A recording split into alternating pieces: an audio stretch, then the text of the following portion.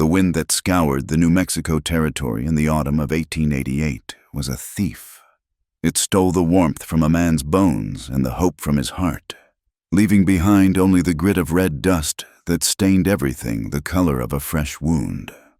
It smelled of things ending and things beginning, the sharp, clean promise of first snow on the high peaks, and the bitter tang of embers from the blacksmith's forge in the town of Brimstone Wash.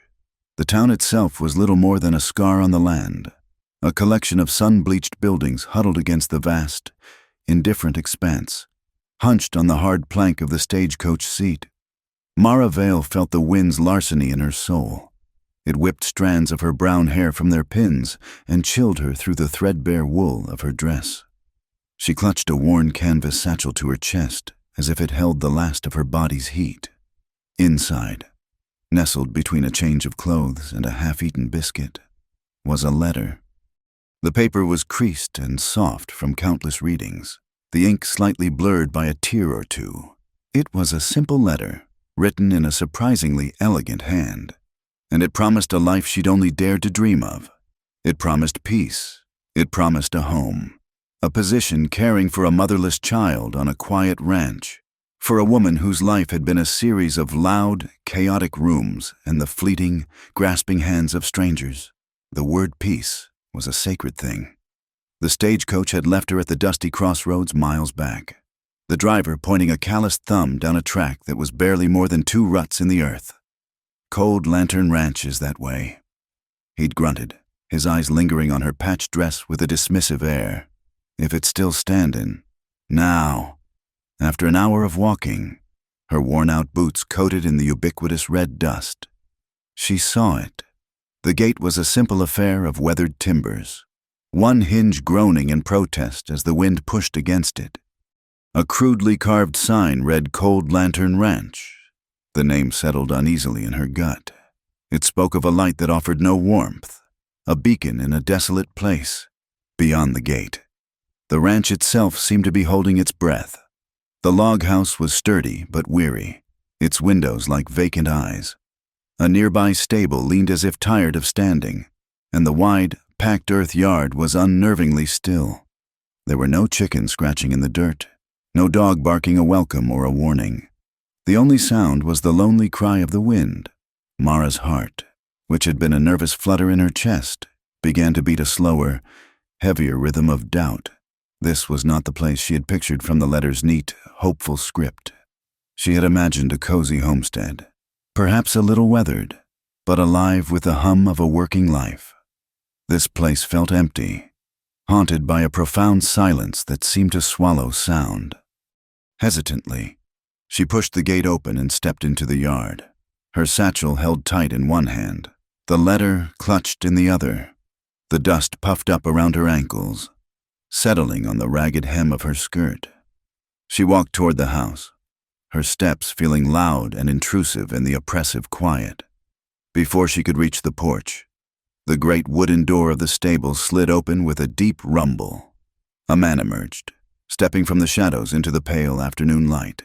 He was tall, built with the solid, unyielding strength of an old oak. His shoulders were broad under a rough canvas shirt, and his worn denim trousers were tucked into scuffed leather boots. A low-brimmed hat cast his face in shadow, but she could see a strong jawline covered in dark stubble and eyes that seemed to absorb the light without reflecting it. He moved with a slow, deliberate grace, a man comfortable in his own skin and his own silence. He was, Mara thought with a jolt, the most formidable-looking man she had ever seen. He stopped, his gaze falling upon her. There was no surprise in his expression, no welcome, just a quiet, assessing stillness. He simply watched her, waiting. Finding her voice took a moment. It came out thin and reedy, nearly snatched away by the wind. Mr. Silas Boone. The man gave a single, slow nod. Relief washed over her, making her feel lightheaded. He was here. It was real. She took a step forward, holding out the letter like a passport to a new life. "My name is Mara Vale. I received your letter. I've come about the position, to care for the little girl." Silas Boone's eyes flicked from her face to the letter in her hand. For a fraction of a second, his entire body went rigid. It was a subtle shift, a tightening of the muscles in his shoulders, a slight narrowing of his eyes. He didn't take the letter. Instead, he turned his head and looked past her, toward the low hills that bordered the ranch. A deep line appeared between his brows. Then, he turned back to her, his expression unreadable, and held up one hand in a gesture that asked her to wait. He disappeared back into the dimness of the stable, emerging a moment later with a small slate board and a piece of chalk. His hands, though large and calloused from work, moved with a surprising swiftness. The chalk scratched against the slate, the sound sharp and grating in the silent yard. He turned the board toward her. The letters were square and neat, stark white against the black stone. "I sent no letter." Mara stared at the words, her mind refusing to comprehend them. "But it has your name. It says—" He shook his head, his lips a firm, straight line.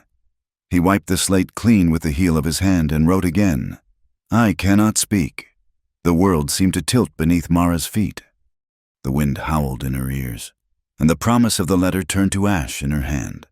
It was a trick, a cruel, elaborate trick. And then, as if on cue, the punchline was delivered. A roar of laughter echoed down from the hills. It was a jeering, triumphant sound, full of youthful arrogance and malice. Mara's head snapped up. On the crest of a nearby ridge, 3 figures sat on horseback, silhouetted against the graying sky. They were young men, dressed in clothes far too fine for the rugged territory, tailored coats and polished boots that spoke of money and influence. They were the sons of Brimstone Wash's elite, bored and cruel in equal measure. "It worked," Hiram, one of them, bellowed, slapping his thigh. Look at her face. She actually believed it. The joke found its mark. Another crowed, his voice carrying clearly on the wind. A mail-order caretaker for the mute's brat. The third one just laughed, a high, piercing sound that felt like a physical blow. A hot, suffocating wave of shame washed over Mara. The blood rushed to her cheeks, burning her skin. Every hardship she had endured, every small indignity she had swallowed to survive, seemed to culminate in this single, searing moment of public humiliation. She was a spectacle, a fool standing in a dusty yard, holding a fake letter, the centerpiece of a rich boy's prank. Her fingers went numb, and the letter slipped, fluttering to the ground. It landed face down in the red dirt, a final, damning punctuation mark on her shattered hope. The dust immediately began to cling to the hem of her patched skirt, a visible stain of her disgrace. She wanted to run, to disappear, to be swallowed by the vast, empty landscape. But her feet were rooted to the spot, paralyzed by a humiliation so profound it felt like a physical weight. Silas Boone stood frozen as well, his powerful frame radiating a fury that was all the more terrifying for its silence. His hands were clenched into fists at his sides, the knuckles white. Just as the silence stretched to a breaking point, the door of the log house creaked open. A small figure stood in the doorway. A child no more than 4 years old. She was a tiny thing, swallowed by a simple flour sack dress, with a wild mane of tangled brown hair and large, solemn brown eyes that seemed too big for her face. She looked from the silent man to the weeping woman, her small brow furrowed with a child's confusion. She took a tentative step onto the porch, her bare feet dusty. Her voice, when it came, was a whisper, soft as milkweed fluff. "Ma'am, stay." The simple question cut through Mara's haze of shame. It was a plea, a flicker of light in the crushing darkness. She looked at the little girl Juniper. The letter had called her, or June for short, and saw a loneliness that mirrored her own. Silas moved then. The fury in his posture eased, replaced by a swift, protective purpose. He stepped to Mara's side, his presence a solid wall between her and the mocking laughter that still echoed from the hill. He took the slate and wrote again, his movements quick and decisive. "If you have nowhere to go, stay on as help. It is safe here." He held the slate for her to read. His eyes met hers, and in their quiet depths, she saw not pity, but a shared anger. a silent understanding of what it felt like to be the target of a cruel world. Safe. The word resonated deep within her. It was the other half of the promise, the part that might still be salvaged from the wreckage of the day. Mara hesitated. Her gaze flickered back to the ridge, where the riders were still amusing themselves at her expense. The sound of their laughter was a poison in the air. To stay meant accepting a position born of humiliation. It meant facing the whispers and stares that were sure to follow in town. But to leave, where would she go? Back to the life she had scraped and fought to escape? Back to the noise, the danger, the utter lack of peace as she stood wavering, caught between a bitter past and an uncertain future. Silas Boone did something that sealed her decision. Without a word, he shrugged out of his heavy brown canvas coat. The garment was worn, faded at the elbows and smelling faintly of wood smoke, horse leather, and the clean scent of the man himself. He stepped forward and gently, almost reverently, draped it over her trembling shoulders. The warmth was instantaneous, a solid, comforting weight that chased away the wind's chill. It was more than just physical heat. It was a gesture of profound, unspoken kindness. It was a shield, an offering. In that one silent act, he offered her protection and dignity when she had been stripped of both. The laughter from the hills seemed to fade, becoming distant and irrelevant. The sting of humiliation began to recede, replaced by a fragile, burgeoning warmth in her chest that had nothing to do with the coat. She looked at Silas Boone's shadowed face, then at the small, hopeful girl on the porch. Slowly, deliberately, Mara bent down and scooped the little girl into her arms. June was light, a bundle of bones and surprising warmth, who wrapped her skinny arms around Mara's neck and buried her face in her shoulder, holding the child, wrapped in the man's coat. Mara Vale turned her back on the hills and the jeering ghosts of her past. She walked across the dusty yard, following Silas toward the quiet promise of the little log house. They were not a husband and wife. They were not yet a family. They were three broken, lonely souls, brought together by a cruel joke. But as they crossed the threshold into the shelter of the Cold Lantern Ranch, they were no longer strangers. The first dawn at Cold Lantern Ranch broke not with a song, but with the sharp crackle of kindling. Mara was awake before the light, the unfamiliar quiet of the small attic room pressing in on her. The silence of the ranch was a living thing, a vast, hollow space that had been waiting to be filled. She moved quietly on the cold floorboards, dressing in the pale gray light, her fingers stiff as she buttoned her bodice. Downstairs, the main room was frigid. The iron stove was a cold black heart in the center of the cabin. Her first task, she knew, was to breathe life into it. She found the wood box, her hands automatically sorting the tinder from the larger logs, a skill learned from a dozen other cold mornings in places she'd rather forget. The smell of pine smoke soon filled the room, a scent of comfort and purpose. A small sound made her turn. Juniper stood in the doorway of her small bedroom, a tiny ghost in a long white nightshirt, rubbing her eyes with balled-up fists. She was watching Mara with a solemn, assessing gaze. "Good morning, June," Mara said softly. "It's cold. Come near the fire." June didn't move, just watched. Mara turned back to the stove, adding a log. "I'm going to make biscuits. Do you like biscuits?" A tiny, almost imperceptible nod. "Well, I'll need a helper." That was the invitation. June crept forward, her bare feet silent on the wooden floor.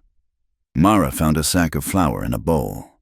She showed June how to scoop the flour, how to make a well in the center for the buttermilk she'd found in the cool box. Soon, June's hands and the front of her nightshirt were dusted white. A small, serious frown of concentration was on her face as she tried to pat the sticky dough. A little of the tension in Mara's shoulders eased. This was real. The stove was real. The flour was real. And this small, quiet child was real. As the sun crested the hills, painting the dusty yard in pale gold, Silas Boone was already gone. Mara had heard the muffled sounds of his departure hours earlier, the slide of the stable door, the soft nicker of a horse, the jingle of tack. He moved like a shadow, leaving only the scent of strong coffee and the impression of his work.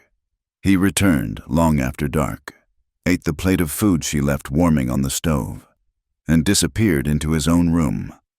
He was a silent sentinel at the edges of her new life. Their days settled into a rhythm dictated by the land and the needs of a child. Mara swept, mended, and cooked. She found a rhythm to the pumping of the well, the scrubbing of the rough-hewn table, the mending of June's small, worn-out dresses. The work was hard. Her hands, already calloused, grew rougher, but it was a clean sort of tired, a weariness that came from building, not from enduring. One afternoon, the water barrel by the kitchen door ran low. Mara fetched the heavy wooden yoke, a contraption she'd never used before. She managed to hook the two heavy buckets and get them filled at the pump, but the walk back was a clumsy, lurching misery.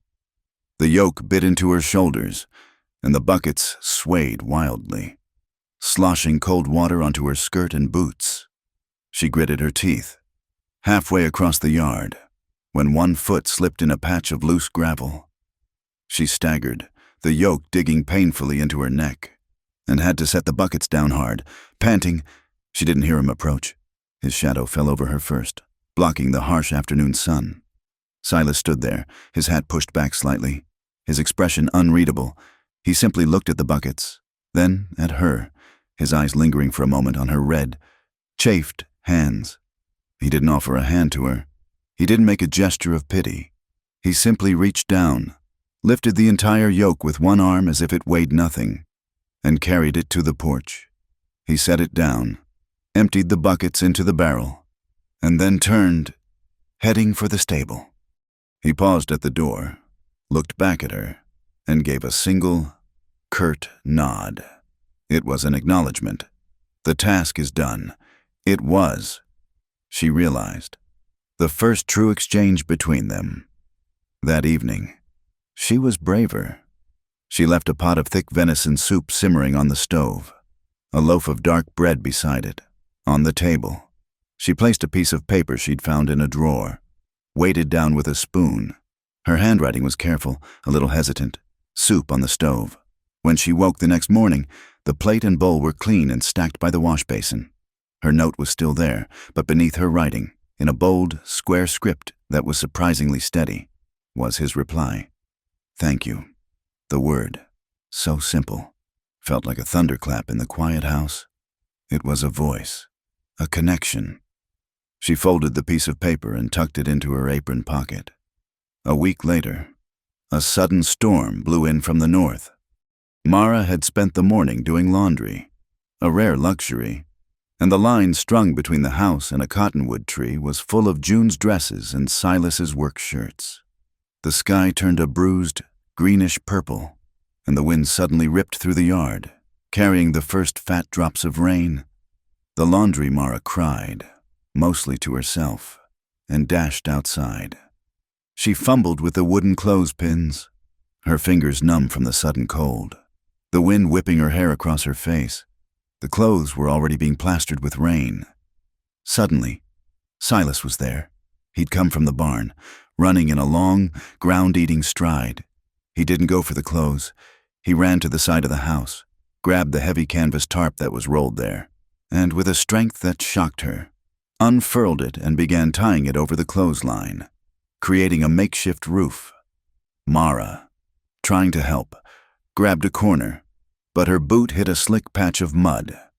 Her feet went out from under her, and she sat down hard, the muddy water soaking through her skirt.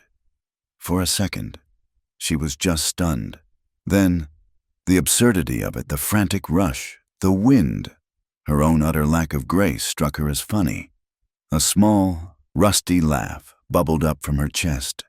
It was the first time she had laughed in months. Silas froze, his hand on a rope.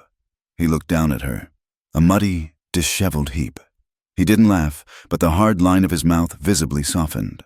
A small, almost imperceptible twitch pulled at one corner. He watched her for a long moment, the wind howling around them, and she saw something in his eyes she hadn't seen before. Not anger, not pity, but a flicker of shared humanity. He turned away quickly, finished tying the last corner, and disappeared back into the barn, leaving her to giggle quietly in the mud. The bond with June deepened with every passing day. The child was a sponge, soaking up the quiet affection Mara offered. Mara found a box of old fabric scraps on the porch and, in the evenings by the fire, stitched them into a doll. It was a lumpy, misshapen thing, with button eyes and yarn hair, but June adored it. She named it Marta, the closest she could get to Mara's name. The nights were the hardest. June would often wake, her small voice calling out in the darkness, a residual fear from a time Mara didn't know about. Mara began to sit by her bed, stroking her tangled hair, and tell her stories. They were stories her own mother had told her, simple tales of clever foxes and brave little girls and stars that were really holes in the floor of heaven, under the gentle cadence of Mara's voice. June began to sleep through the night. The nightmares receded, and the small, pinched look around the child's eyes began to fade. The real test came 10 days after her arrival. They were low on flour and salt, and a trip to Brimstone Wash was unavoidable. Mara dreaded it. She dressed June in her best, mended dress and brushed her hair until it shone. Tying it back with a piece of string, she put on her own threadbare coat, the one she'd arrived in, and braced herself. Silas hitched a small wagon. He helped Mara up to the seat, then lifted June and set her between them. The child immediately snuggled against Mara's side. Silas clicked to the horses, and they set off, the wagon wheels crunching on the dusty track. Brimstone Wash was just as she remembered it, a single dusty street lined with false-fronted buildings. As they pulled up to the mercantile, Mara felt the eyes on her. Conversations on the boardwalk paused. A woman in a stiff black bonnet, clutching a Bible, stopped and stared openly. Her lips pursed in disapproval. At the saloon across the street, Voss's lamp, a group of men loitering on the porch turned. She recognized 2 of them from the day she arrived. They nudged each other, their smirks overt and insulting. The whispers started as soon as they stepped inside the mercantile. "That's her, the one from the prank. Came from the lamp, you know, that sort of woman. Shameless, living out there with the mute and that poor child." Mara's face burned. She kept her eyes fixed on the floorboards, her hand holding June so tightly her knuckles were white. She wanted to turn and flee. Silas, however, seemed oblivious. He moved through the store with a silent, deliberate purpose. He didn't look at the whispering women. He didn't glance at the smirking men. He handed his list to the proprietor, Mr. Finch, his large frame blocking the view of the gossips. He stood next to Mara, not touching her, but so close she could feel the solid warmth of his body. He was a rock, an immovable object against which the tide of whispers broke and receded. He was, she realized, shielding her. He was using his very presence, his quiet, intimidating stillness, to create a small, safe space for her and June in the middle of the hostile store. He didn't look at them, but he was standing guard. That night, the cold and the tension finally caught up with Mara. A small tickle in her throat bloomed into a dry, racking cough that echoed in the small house. She tried to muffle it in her pillow, not wanting to wake the others, but it only grew worse. Her chest ached, and a shiver of fever ran through her. The old panic surfaced if she was sick. She was a burden. A burden was always, eventually, cast out. She must have dozed, because she startled when her door creaked open. Silas stood in the doorway, a tall silhouette against the dim lamplight from the main room. He held a steaming bowl in one hand and his slate in the other. He walked to her bedside and set them down. The bowl was filled with hot cornmeal mush, sweetened with molasses. He held the slate out. "Rest tomorrow. I will manage the barn and June."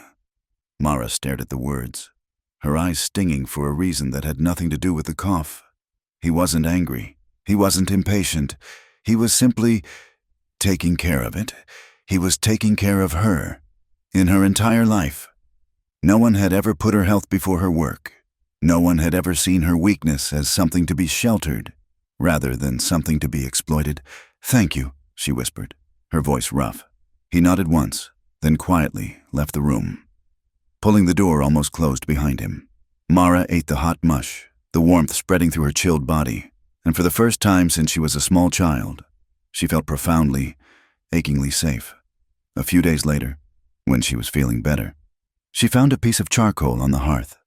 June, inspired by Silas's note writing, had been drawing. She presented her masterpiece to Mara with solemn pride.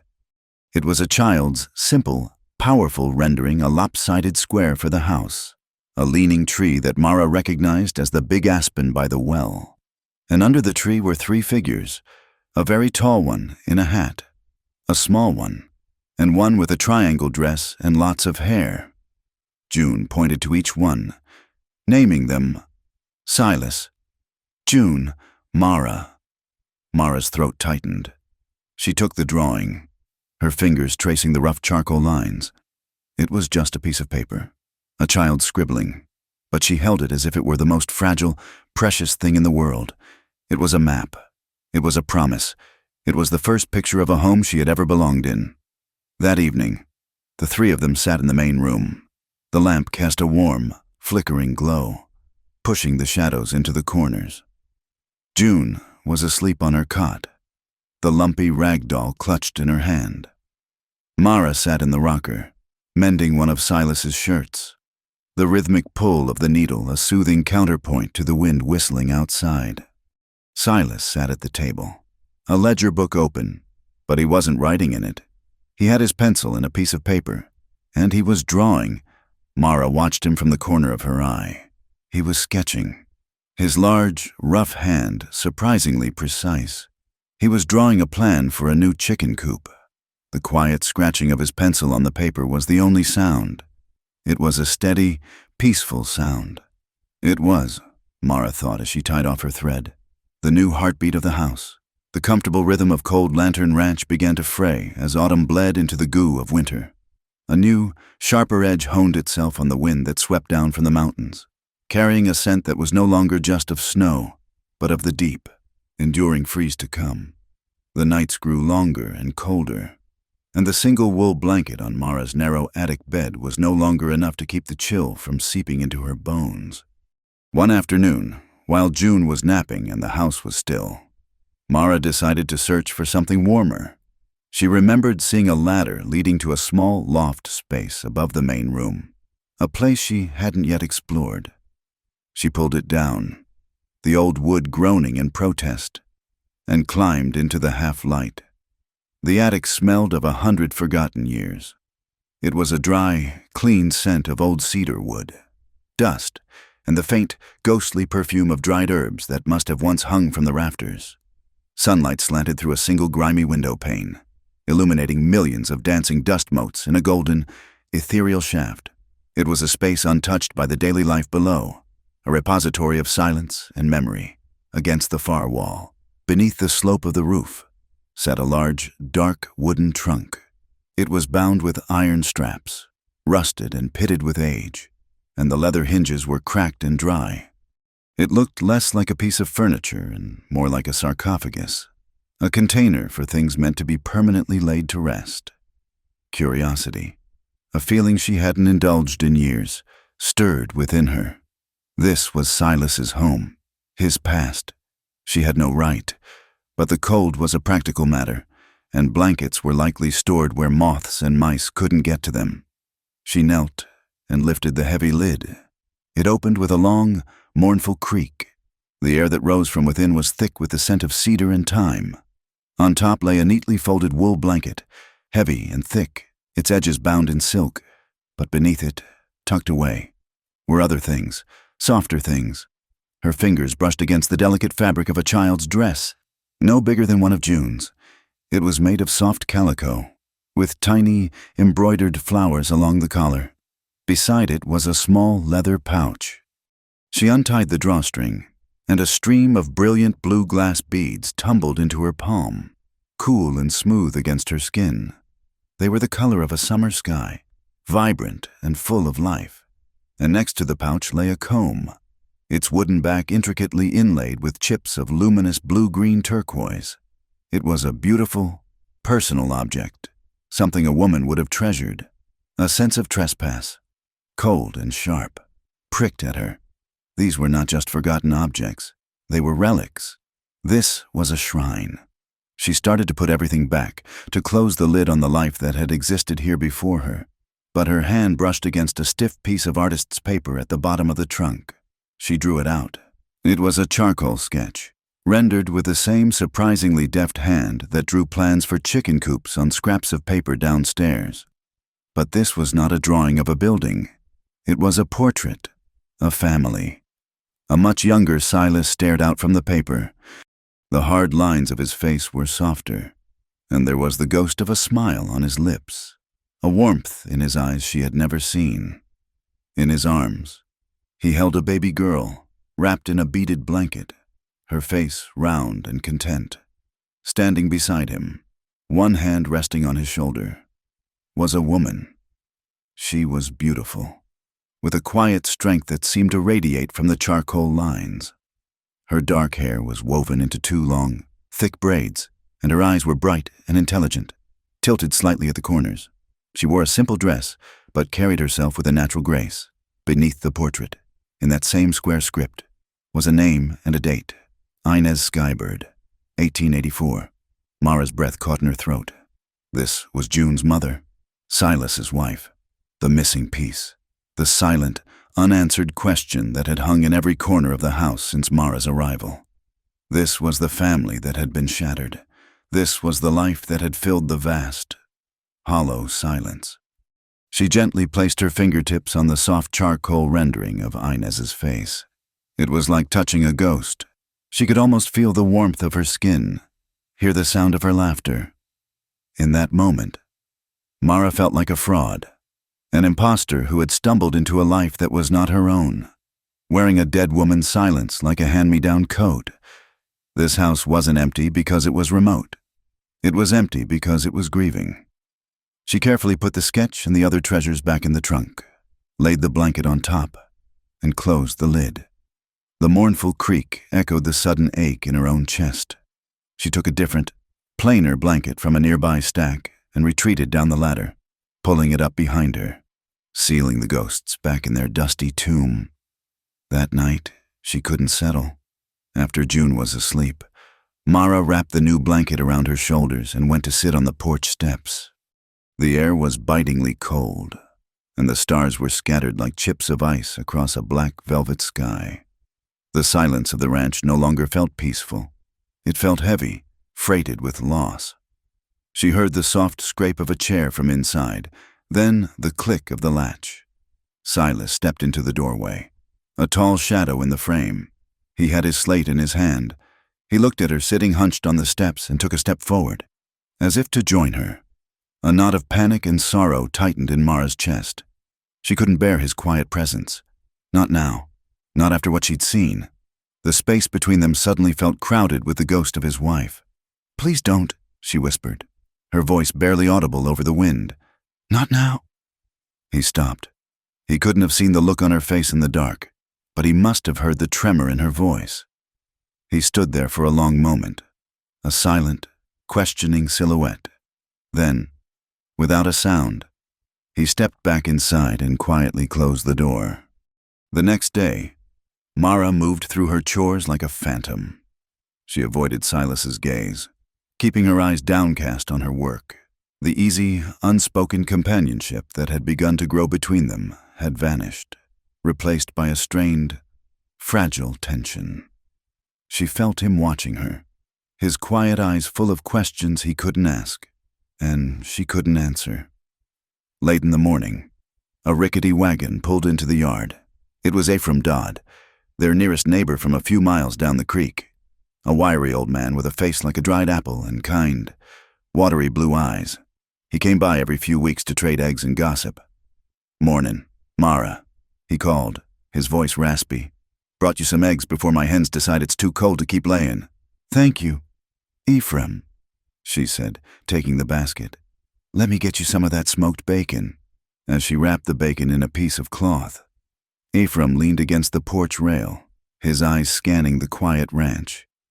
"Place is looking more alive since you came," he said quietly. Good to see smoke from the chimney regular. He paused, then lowered his voice. Silas inside. In the barn, mending a harness. The old man nodded, chewing on his lip. He's a good man. Silas Boone. A real good man. This territory, this town, it ain't always been kind to him. Mara stayed silent, her hands still on the wrapped bacon. Ephraim seemed to take her silence as an invitation. You know, it wasn't always like this. This place used to have, well, it used to have music. Inez, his wife, she had a laugh like wind chimes. And she could sing the old songs, the ones from her people. The house was full of it. Mara felt a cold dread creep up her spine. She was a good woman. Ephraim continued, his gaze distant, strong and smart. But folks in town, especially the high and mighty ones like Judge Rathbone and his brood, they never saw her. They just saw an Indian. They made life hard for them. Whispers. Nasty looks. The usual poison. He sighed. A long, weary sound. One day, a few of those young bucks, the same ones who played that cruel trick on you, I'd wager they cornered Inez at the mercantile. Said some foul things. Silas was there. He wasn't a big talker even then, but he defended his wife. He didn't start the fight, but he sure as hell finished it. Laid 3 of them out flat. Mara's knuckles were white where she gripped the parcel. But there were too many of them, Ephraim said, his voice dropping to a near whisper. They came for him later, caught him on the road. They beat him something terrible. Mara left him for dead. It wasn't just fists. They used a piece of wood. Something tore up his throat real bad on the inside. That's why he can't speak. The doctor said the damage was too deep. A wave of nausea washed over Mara. The cruelty of it, the senseless, brutal violence, was staggering. That ain't the worst of it, the old man said, his voice thick with sorrow.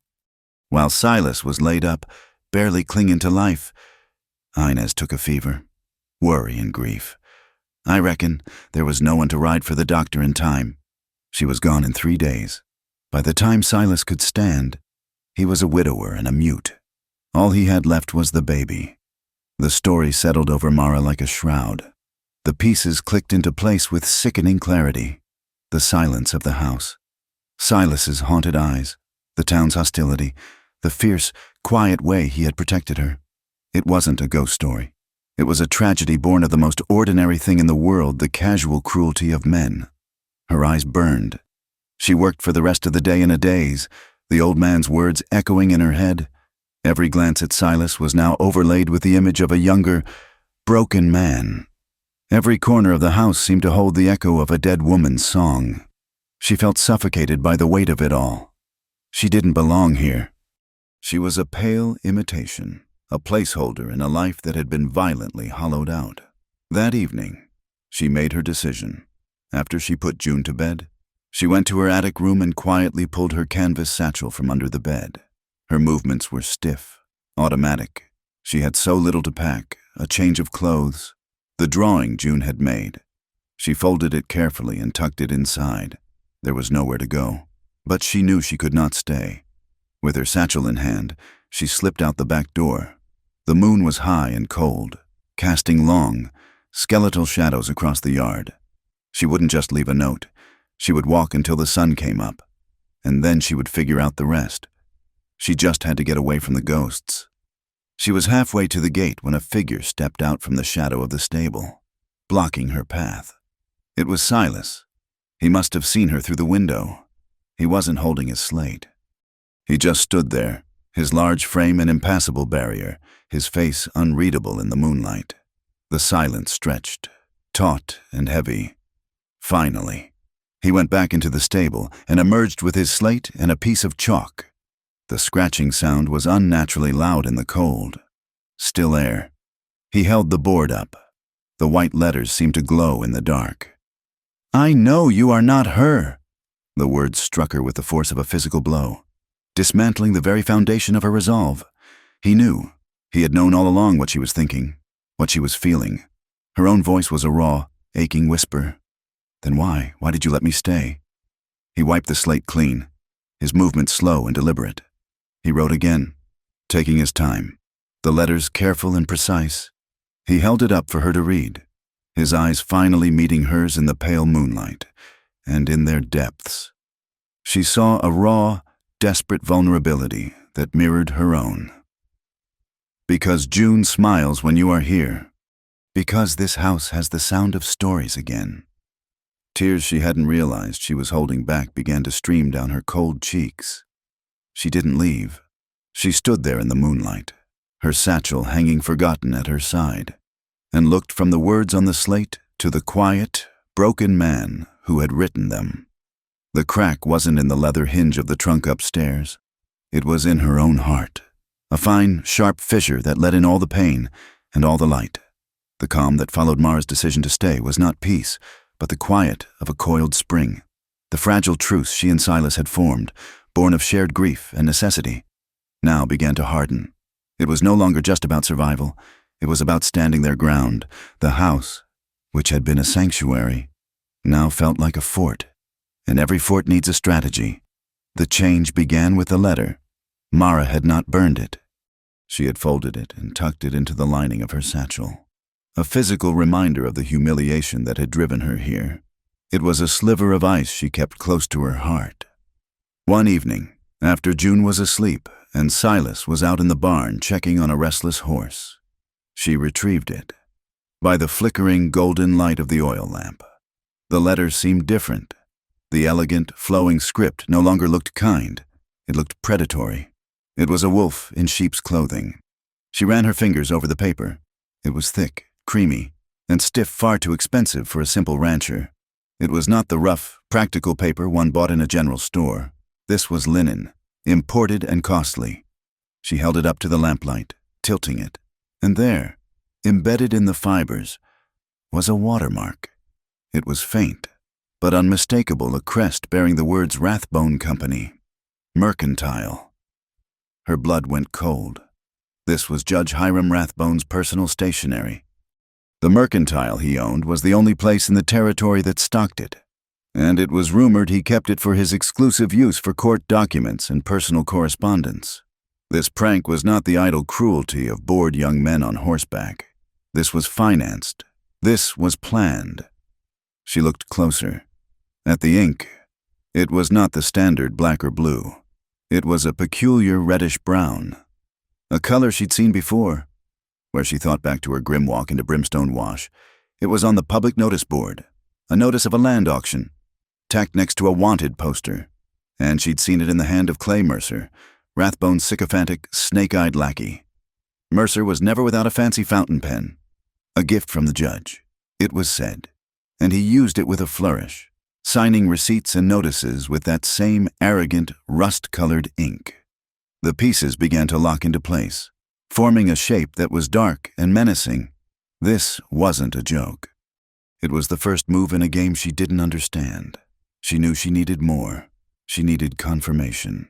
And there was only one place in Brimstone Wash where the truth, ugly and unvarnished, was bought and sold as freely as whiskey.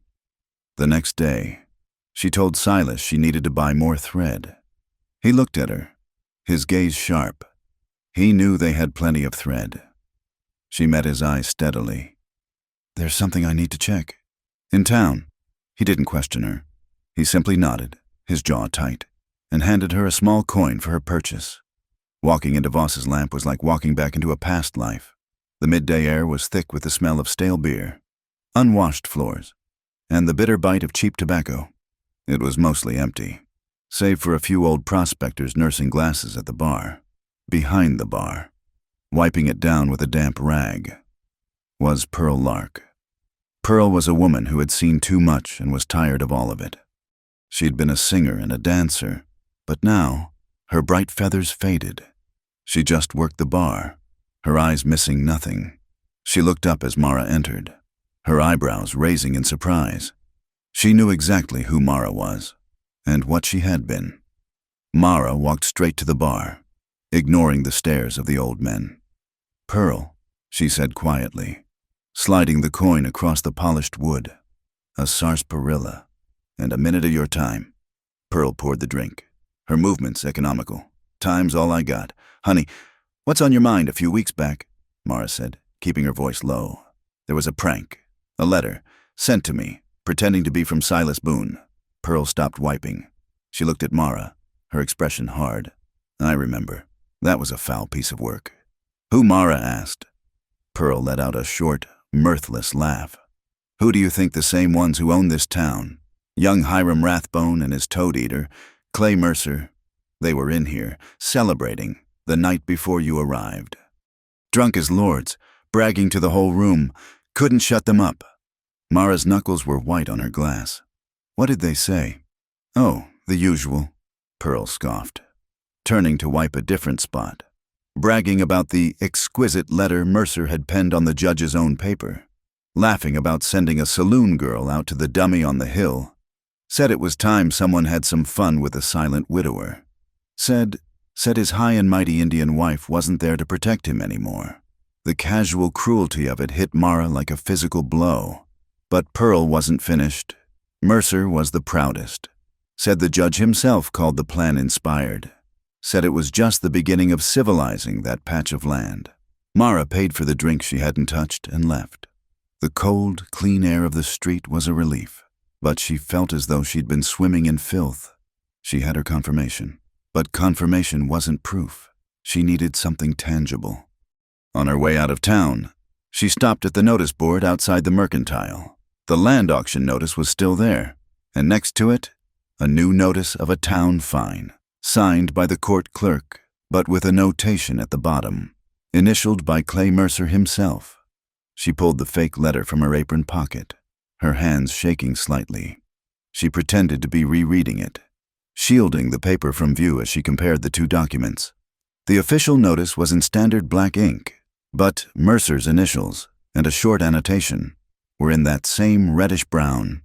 She looked closer, her heart hammering. She wasn't a scholar, but she was a woman who had survived by noticing details. The capital R in Rathbone on the notice and the re in respectfully on her letter. Both had the same arrogant, top-heavy loop, a flourish that was entirely unnecessary. Then she saw the lowercase hic, thek in clerk and thek in kindness. They were identical. Both leaned slightly backward, as if recoiling from the rest of the word. It was the same hand. She had him. When she returned to the ranch, Silas was in the yard, splitting wood, the rhythmic thwack of the axe, a furious, steady beat. He stopped when he saw her, his eyes asking the question.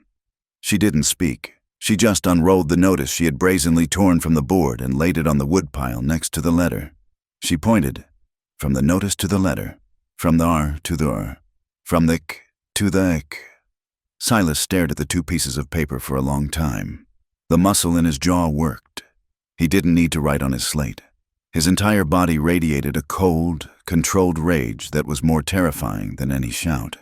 He picked up his axe and in one smooth, powerful motion, split a thick log clean in two. He then motioned for her to follow him.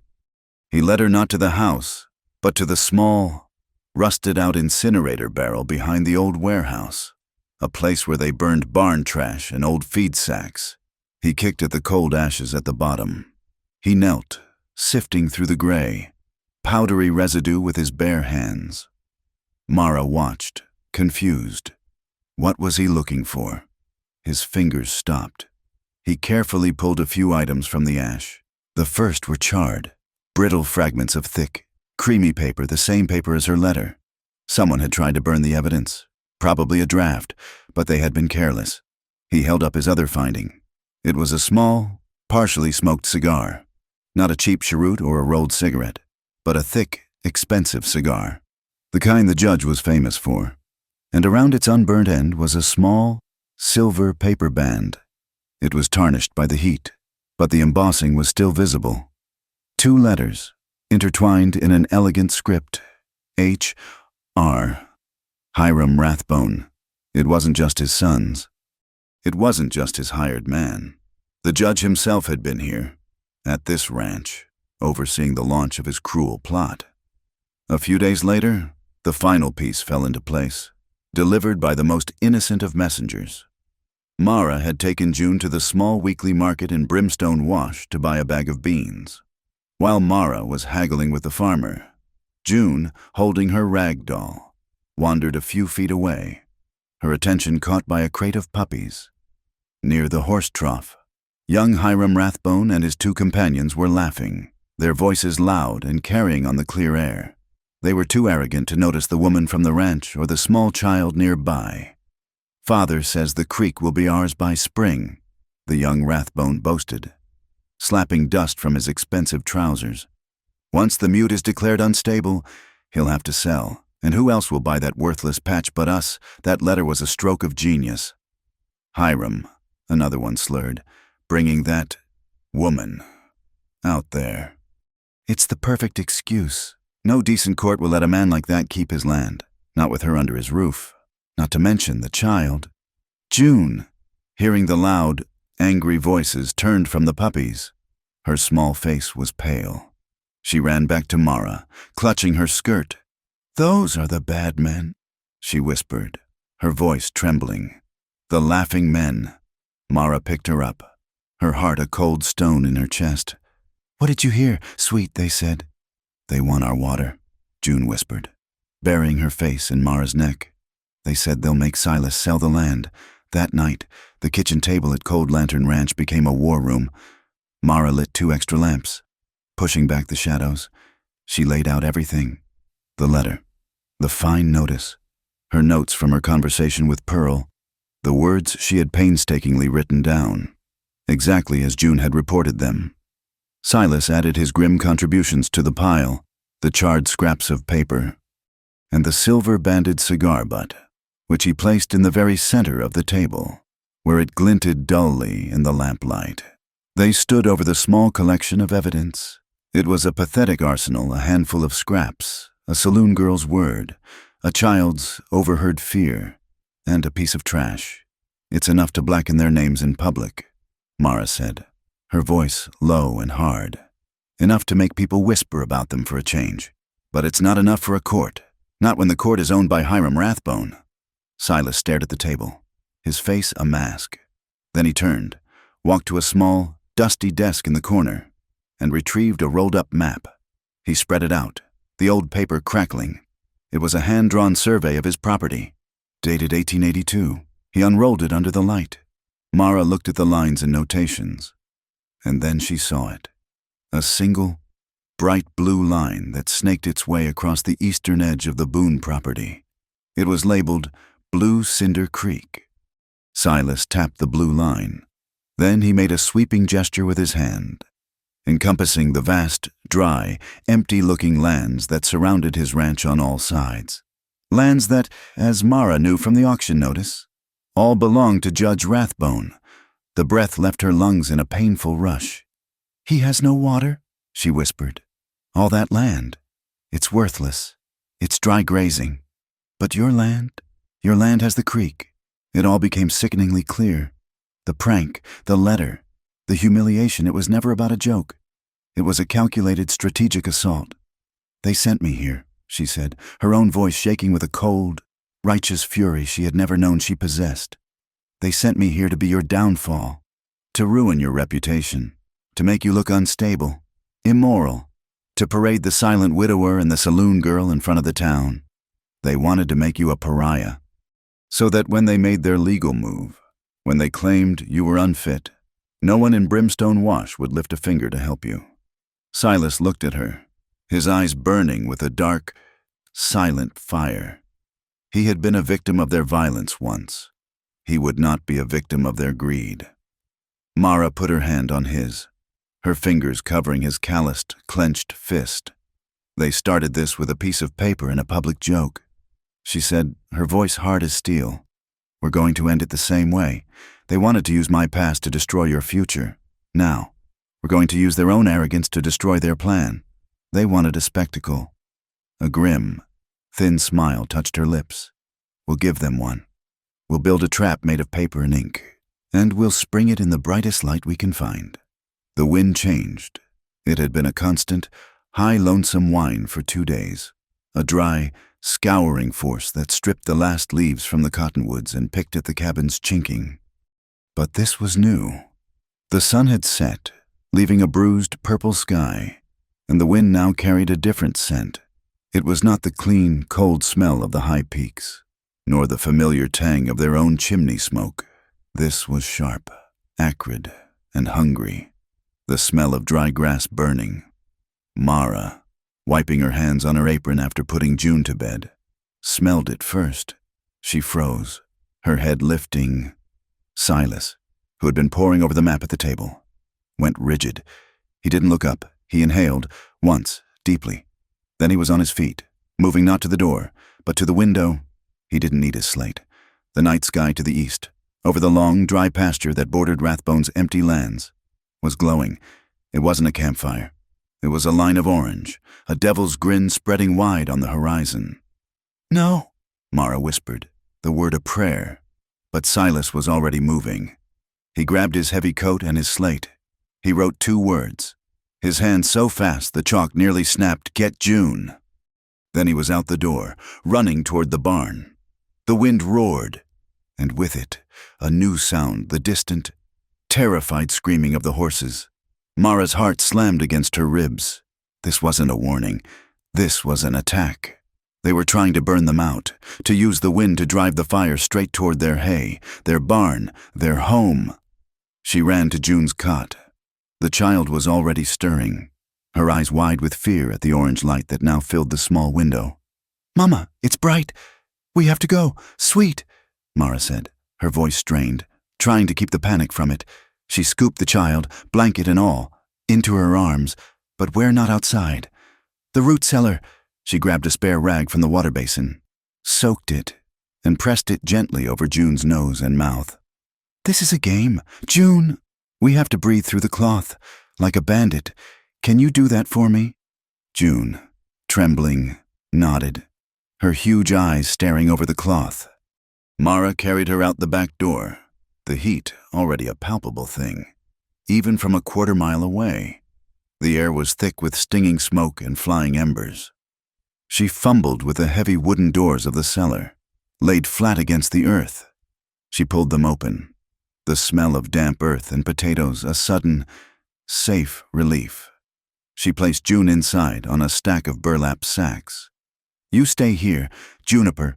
You sing to Marta. You sing as loud as you can, and you do not come out until I come and get you. Do you understand?"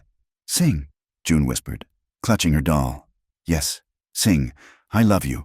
Mara shut the heavy doors, plunging the child into darkness, but into safety. She turned back to the war zone. On the porch, by the door, hung a battered brass horn, used for calling cattle from the far pastures, a relic of a time when the ranch had been larger, more prosperous. Mara grabbed it, put it to her lips, and blew.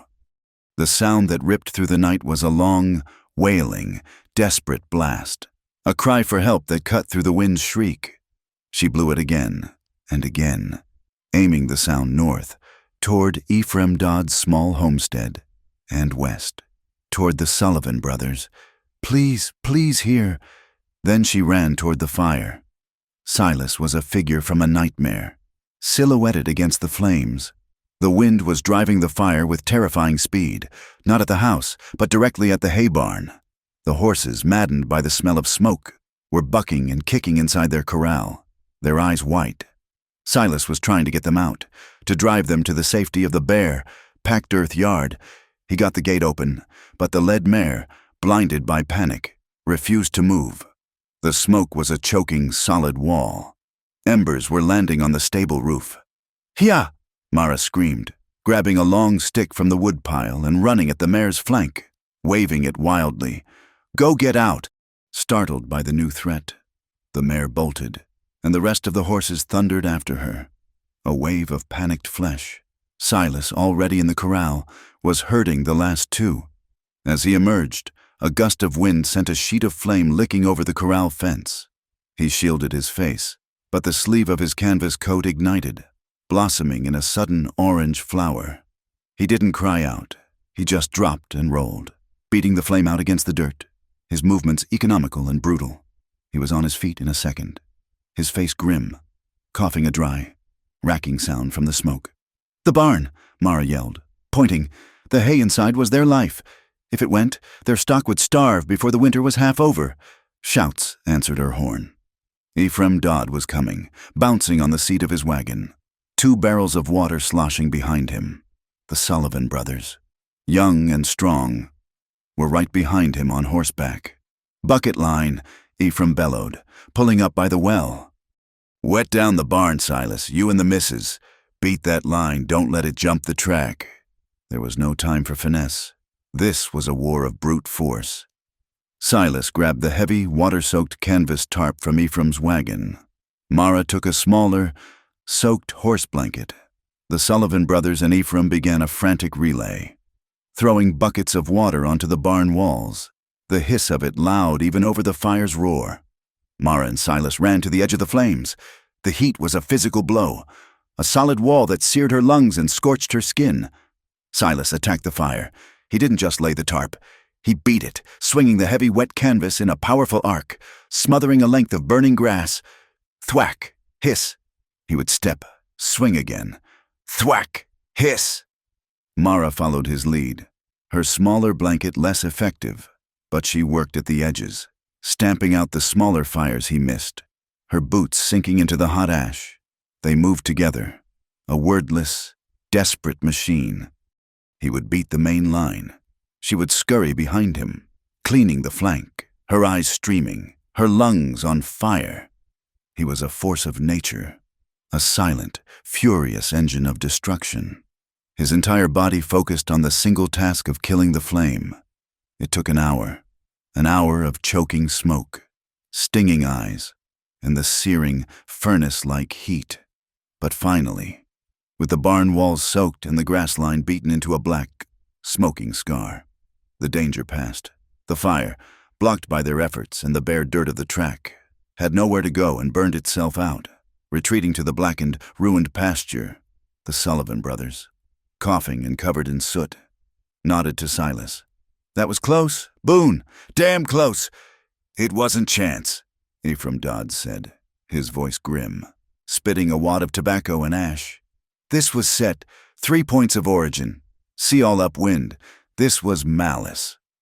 Silas just nodded, his face a mask of soot and fury. He walked the perimeter of the barn one last time, checking for stray embers, before giving the men a curt wave of thanks. They left, their wagon wheels creaking into the smoky darkness, leaving the 3 of them the 2 of them in the sudden, deafening quiet. The adrenaline drained out of Mara in a rush, leaving her weak and shaking. Her lungs felt raw. Her hands were blistered. She leaned against the well, her legs trembling so badly she could barely stand. She looked down. The hem of her skirt was charred, and her right knee, which she'd scraped on the gravel when she fell, was a bloody, gritty mess. She hadn't even felt it. Silas walked over to her. He was a wreck. His eyebrows were singed, his shirt was black, and the skin on his forearm, where the sleeve had burned, was an angry, weeping red. He stopped in front of her, his tall frame blocking the view of the ruined pasture. He looked from her face, streaked with tears and soot, down to her bleeding knee. He knelt. The gesture was so unexpected, so intimate, it stole her breath. He reached out his large, calloused, soot-stained hand. He didn't grab her. He didn't fuss. He just gently, his touch impossibly light, brushed the gravel away from the edges of the raw scrape. His thumb moved over her skin, a gesture of such profound, simple care that it broke something inside her. He looked up, his eyes meeting hers. They were dark, filled with the fury of the night, but also with a quiet, burning gratitude. He gave a single, small nod. It wasn't a thank you, it was an acknowledgement. "We survived. You stayed. You fought. I need to get June," Mara whispered, her voice a croak. She retrieved the child, who was fast asleep, having sung herself to exhaustion. She wiped the soot from June's face, changed her into a clean nightshirt, and sat by her cot until her breathing was deep and even. The smell of smoke in her hair was the only reminder of the terror. When Mara returned to the main room, Silas was at the dry sink, pumping water over his burned arm. He winced as the cold water hit the raw skin, his whole body tensing. "Stop," Mara said, her voice quiet but firm. "That's not how you treat a burn. Sit." He looked at her, surprised by her tone, but he obeyed. He sat at the kitchen table, the place where they had laid their paper trap. He cradled his injured arm, his face pale beneath the grime. Mara went to the small medicine chest. She pulled out a jar of carbolic salve and a roll of clean linen bandages. She lit a second lamp, the room filling with a soft, warm glow that felt like a sanctuary. She sat in the chair opposite him. "Give it to me," she said. He extended his arm. The burn was worse than she thought, a nasty patch on his forearm, already blistering. She dipped a clean cloth in the water basin and began to clean it, her touch as gentle as she knew how. He hissed in a sharp, silent breath, but he didn't pull away. "I know," she murmured. "I know. Just a moment." The silence in the room was thick. It was no longer the silence of emptiness, or the silence of grief. It was the silence of shared, breathless survival. She could feel the heat radiating from his skin.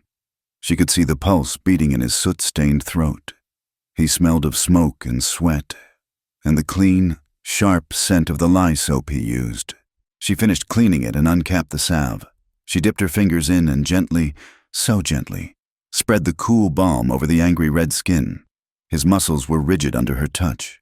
She concentrated on her task, on the small circle of lamplight on the table, on the simple, physical act of tending. "If you hadn't," she whispered, her voice shaking. "If you hadn't gotten the horses, if that fire had reached the hay." She couldn't finish the thought. The image of their winter, their life, going up in smoke was too horrifying. She was just bandaging his arm, but it felt like she was trying to bandage the whole, terrifying night. She finished wrapping the linen, her hands moving with a practiced care she didn't know she possessed. Her hand was still resting on his forearm, over the clean white bandage, when he moved. His other hand, the uninjured one, came up and covered hers. It was not a grab. It was a claiming. His calloused, strong fingers settled over her smaller, blistered ones, stilling them. She stopped breathing. She looked up. His eyes were locked on hers. In the quiet lamplight, all the fury was gone, replaced by a raw, profound vulnerability. He was looking at her not as a helper, not as a refugee, but as a partner, as a woman. His gaze was a direct, silent question, a question that had nothing to do with the fire and everything to do with this. She had every right to pull away, to stand up and say goodnight. The power in the small, still room was entirely hers. This was not the grasping, thoughtless world she had left. This was Silas. Slowly, her heart hammering a new, painful, hopeful rhythm, she gave a single, almost imperceptible nod. He stood, gently pulling her to her feet. He didn't crush her to him. He drew her in, his good arm wrapping around her waist. His injured arm kept carefully between them. He just held her, pulling her close against his solid, warm chest. It was an embrace that was pure shelter. It was slow, and it was deeply respectful. She felt the tension of the entire night, the entire month, drain out of her. She rested her forehead against his shirt, which smelled of ash, and just breathed. He put a finger under her chin, tilting her face up. The kiss, when it came, was not the fiery, consuming passion of the fire. It was hesitant, trembling, and heartbreakingly tender. His lips were chapped and tasted of smoke. It was a kiss of relief, of gratitude, and of a loneliness so deep it ached. It was brief, a question and an answer, and it sent a jolt of warmth through her that was more powerful than any flame. "Mama?" The small voice from the bedroom cut through the charged silence. They sprang apart, not in guilt, but in shared responsibility. The spell was broken. Mara, her face flushed, her lips tingling, turned toward the bedroom. Silas stepped back, his hand dropping from her waist, his eyes still burning into hers. A new line had been drawn tonight, in ash and in fire. They both knew it. They were two adults, bound by a shared fight, with a child watching from the shadows. The spark had been lit, a small, precious and dangerous thing. But as Mara went to soothe June, she knew they would both guard it, keeping it safe from the wind, banking it to keep them warm through the long, dark winter ahead. The fire was a scar on the land, a black, jagged wound that took weeks to fade. But the rain that followed was a balm. It fell for 3 straight days, a soft, persistent drumming on the cabin's tin roof, washing the ash from the air and turning the red dust of the yard into dark, rich mud. Inside, the world shrank to the warm, golden circle of the lamplight. The storm outside was a gentle siege, locking them in, forcing a quiet intimacy that was as new and fragile as a blade of spring grass. The fear of the fire receded, replaced by a deep, bone-weary gratitude. They had survived. Their home was intact. They were safe. This shared knowledge settled between Mara and Silas, a silent, binding truth that changed the very air they breathed, the careful, invisible lines they had drawn around themselves. The boundaries of employer and helper, of grieving man and refugee woman began to dissolve in the steady, patient rhythm of the rain. One evening, the soft drumming on the roof was the only sound in the house. June was asleep, her quiet breathing a steady whisper from her cot. Mara was washing the supper dishes, her hands moving slowly in the warm, soapy water. Silas was at the table, sharpening a knife with a whetstone, the rhythmic shh, a metallic counterpoint to the rain. The fire in the stove crackled, casting dancing shadows on the log walls.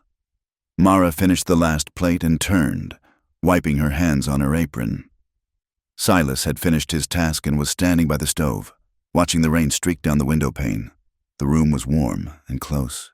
Without thinking, Mara began to hum a soft, nameless tune, a melody from a life she'd almost forgotten. Silas turned his head, his dark eyes finding hers in the dim light. He didn't smile, but the hard lines of his face softened. He held out a hand. It was not a demand, but a simple, open invitation. Her heart gave a single, hard thump. She hesitated for only a second before placing her hand in his. His palm was rough and calloused, but his grip was gentle. He drew her away from the sink, into the small, open space in the center of the kitchen. He placed his other hand on the small of her back. She rested her free hand on his shoulder, feeling the solid warmth of him through his shirt. And they began to move. It wasn't a dance, not really. There was no music, save the rain on the roof and the crackle of the fire. They simply swayed, a slow, circular shuffle on the worn floorboards. They moved in time with the quiet rhythm of their shared breathing, their bodies learning a new language. He was surprisingly light on his feet for such a large man, guiding her with a quiet, confident pressure. She let herself be led, her head tilted back, her eyes closed, feeling for the first time in her life the simple, profound peace of being held. It was in these quiet moments that she truly began to learn his language. It was a language of touch and gesture, more eloquent than any words. A light, brief touch on her shoulder as he passed her on the porch meant, "Are you all right, too quick?" Soft taps of his fingers on the table after a meal meant, "Thank you." When he found her struggling to lift a heavy sack of flour, he wouldn't take it from her. He would simply place his hand over hers, adding his strength to her own. A silent statement. "We do this together." She learned to read the subtle shifts in his expression, the slight tightening of his jaw that meant he was worried, the way his eyes would soften when he looked at June, the almost imperceptible upward quirk of his lips that was his version of a smile. She began to speak his language back to him, leaving a mug of hot coffee on the porch rail for him in the cold mornings, placing a hand on his arm to get his attention, meeting his gaze across the room in a silent exchange that said everything and nothing. One evening, the rain had stopped, leaving the air washed clean and cold. They stood on the porch, watching the last vestiges of a brilliant sunset bleed across the western sky. A chill wind picked up, and Mara shivered, pulling her thin shawl tighter. Without a word, Silas went back inside. He returned with the heavy brown canvas coat, the one he had placed on her shoulders that first terrible day. He draped it over her, his hands lingering for a moment on her shoulders, The coat was warm from the house, and it enveloped her in that now familiar scent of wood smoke, leather, and Silas. It was the scent of safety, of home. She leaned back against him, her head finding the natural hollow of his shoulder. He stood solid and unmoving as a great tree, a bulwark against the wind and the coming night. She could feel the steady, powerful beat of his heart against her ear, a rhythm as constant and reassuring as the turning of the seasons. It was a sound that grounded her, a sound that said, "You are here, you are safe, you are not alone." They didn't speak of the fire, or of the Rathbones, or of the fight that was still to come. They spoke of small, hopeful things, their voices low whispers that were almost part of the twilight. "I found some smooth planks in the barn," Mara murmured. "I think I can build a small bookshelf for June, a place for her to keep her doll and her drawing." He nodded against her hair, the slight rasp of his stubble a pleasant friction. "And I was thinking," she continued, "that the windowsills would look pretty if they were painted, maybe a shade of blue, like a robin's egg, or a gray blue, the color of the sky after a storm." He shifted, his arm tightening around her. A silent agreement. They were not just occupying the house anymore. They were making it a home, together, painting the future in quiet, domestic colors, on a rare, clear night, when the frost glittered on the ground like fallen stars. They stood in the small, fallow garden behind the house. The sky was a vast, dark ocean, and the stars were impossibly bright. Silas pointed upwards, his long finger tracing a line in the darkness. He was pointing out a constellation, a great hunter with a belt of 3 bright stars. "My mother used to tell me stories about that one," Mara said softly, her breath a white cloud in the cold air. "She said he was a lonely giant, and the stars in his belt were 3 silver coins he was saving to buy a friend." She smiled at the memory, a sad, sweet ache. "Silly, I know." Silas shook his head. He looked from the stars back to her, his expression serious. He took her hand. His fingers were cold, but they laced through hers with a natural, unhesitating ease. It wasn't a gesture of passion, but of simple, profound connection. 2 lonely people, standing under a sky full of lonely giants, finding a friend in the darkness. Their physical world, once so carefully separated, began to overlap. In the evenings, in the dimly lit main room, their cautious dance of proximity gave way to a comfortable closeness. An arm brushed, a shoulder leaned. It culminated in an embrace that was different from the frantic, grateful clutch after the fire. This was slow, intentional. It was a long, quiet holding in front of the dying embers of the fire, a mutual seeking of warmth and comfort. From there, it was a small, terrifying, wonderful step to a kiss. Not the brief trembling kiss of that first night, but a series of them, careful and exploratory. He was endlessly patient, his movement slow, allowing her to set the pace. His breath was warm against her cheek, his lips gentle on hers. It was a conversation without words, a quiet exploration of a new and beautiful territory.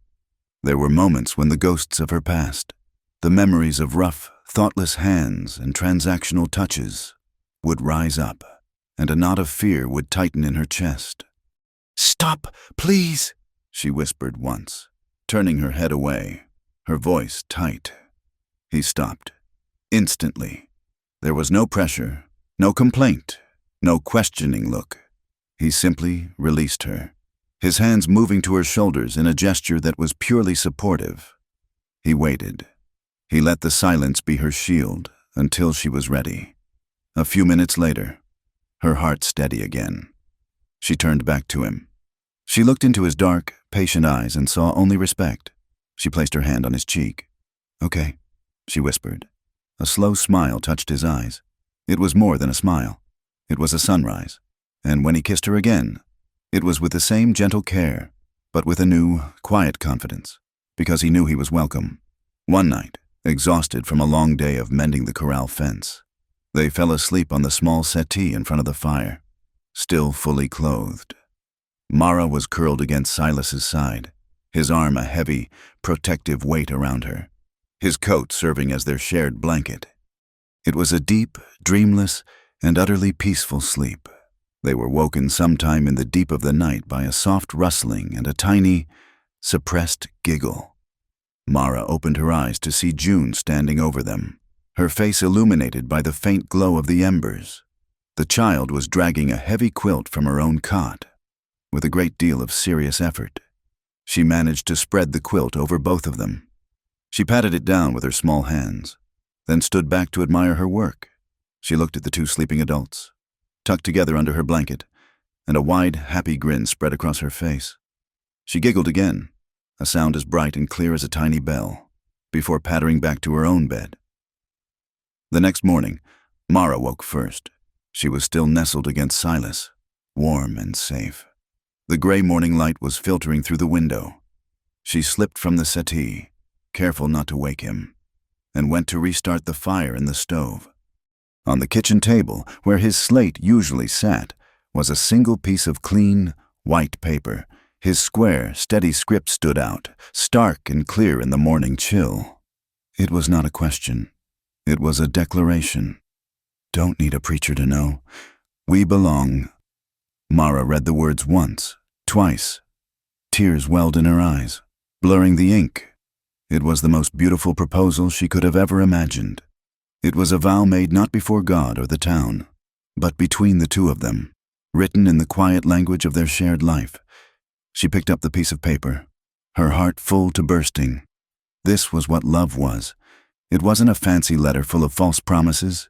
It was the steady, quiet rhythm of a man's heart under your ear. It was the safety of his arms, the patience in his eyes, the absolute certainty of his respect.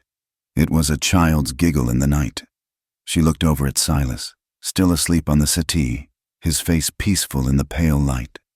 She looked at the heavy brown coat, now hanging on its peg by the door, a silent guardian watching over them all. Their love was not a thing of ceremony or public pronouncements. It was defined by consent and by care, and by a coat hanging near the door, ready to offer its warmth. The quiet, earned intimacy of their new life did not blunt their anger. It forged it into a sharper, more precise weapon. The house, once a cold, hollow space, had become their fortress, and now they were finally planning the counterattack. The war room was still the kitchen table, but the maps and scraps of paper were no longer just evidence of a crime. They were the architecture of a public reckoning.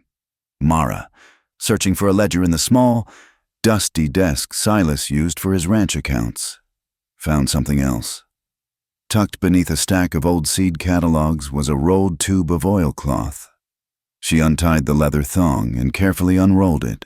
It was a map, much older than the one Silas had shown her. The paper was brittle. The ink faded to a pale sepia. It was a survey of the territory dated 1852 before the war, before half the lines had been redrawn. Her eyes traced the familiar shape of the Boone property. But there was something new, a thin, dotted line, marked in a faint blue, snaked from the Blue Cinder Creek, cutting directly across the land and heading east. The notation, in elegant, spidery script, read Blue Cinder Aqueduct established 1851. Silas, she said, her voice quiet with discovery. He came over, wiping his hands on a rag, and looked over her shoulder. She pointed to the line. This isn't just your creek. Silas, this is an established water route. It's a legal right-of-way, older than the town itself. He's not just trying to steal your water. He's trying to steal a public channel. Silas traced the line with his finger, his expression grim. This changed things. It was no longer one man's property dispute. It was a matter of territorial law. But they still needed to know the shape of Rathbone's blade. Mara went back to Brimstone Wash, back to Pearl Lark. This time, she didn't go in the quiet of midday. She went in the early evening, when Voss's lamp was stirring to life, and slipped in the back entrance. Pearl was in her small dressing room, painting her face for the evening. Back so soon, she said, not unkindly, her eyes meeting Mara's in the mirror. I need more than stories. Pearl, I need to know how he plans to take the ranch. Pearl finished drawing her lips. She turned, her face a hard, painted mask. You're asking me to risk my job, my life. Maybe. Rathbone isn't a man you cross. He's a man who crossed us first, Mara said, her voice steady. He used me to try and destroy Silas. He tried to burn us out of our home. I am not asking for gossip. I'm asking for justice. Pearl looked at her for a long moment. At the woman who was no longer a victim, but a fighter. Rathbone's weakness isn't whiskey or women, Pearl said, lowering her voice. It's paper. He writes everything down. He has a private ledger, bound in green leather. He keeps it in the saloon safe, says it's safer here than the bank he owns. What's in it? Appointments, wagers, and debts. Every man in this county who owes him $1, he tracks it all. A few weeks ago, I was serving him a late-night brandy. He had it open. He was with Mercer, and they were laughing. He pointed to a line. Boone, Silas, it said, and next to it, a figure, a debt so large he could never pay it. Guaranteed, Rathbone said. The note is ironclad. He said the land would be his by the first snow. A fake debt, Mara breathed. He forged a note. Of course he did, Pearl said with a weary sigh. That's how men like him build empires, on the backs of paper ghosts. She reached under her dressing table and pulled out a small, folded piece of paper. I'm not a fool, Mara. I've been looking for my own way out of this town. I borrowed a page when he was too drunk to notice. Mara unfolded it. It was a page from an accounts ledger. It listed names, dates, and amounts. And there it was, Boone. S.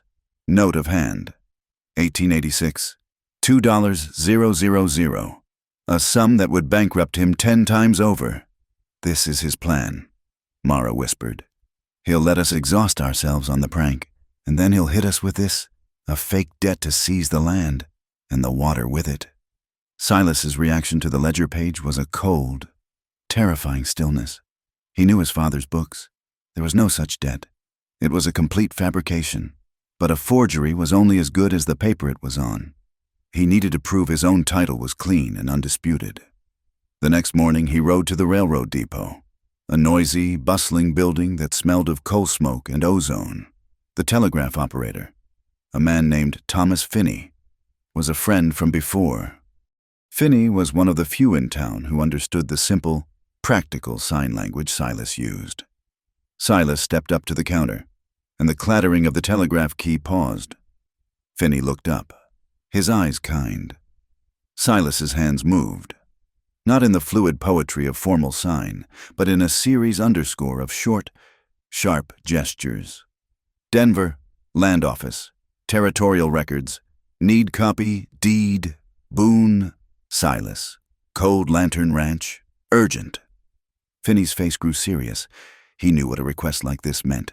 He nodded, his fingers flying across the telegraph key, translating Silas's silent, desperate words into clicks and dashes that flew across the wires, climbing the mountains to the capital.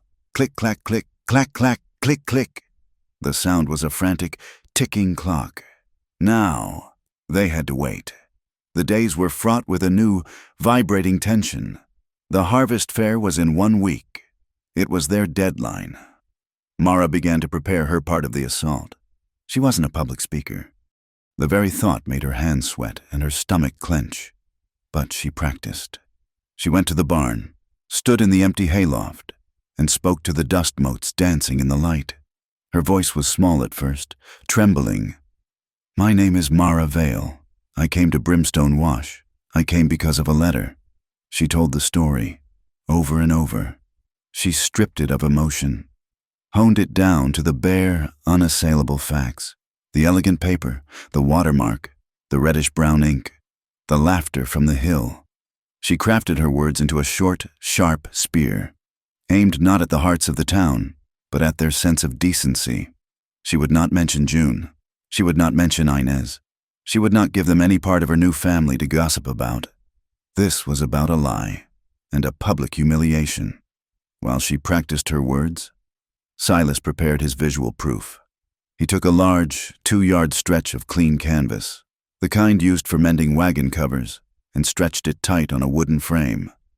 With a stick of charcoal, he began to draw. He drew his land, the boundaries clear and dark. He drew the Blue Cinder Creek, a thick blue line running through it. He drew the old 1851 aqueduct, and then, all around his property, he drew the vast, empty tracts of land, and in large, square letters, he wrote one name, Rathbone. He added dates, survey numbers, and finally, a large arrow pointing to the creek, with the words, "The only water." It was a masterpiece of silent, devastating accusation. Mara knew the public was only one half of the battle.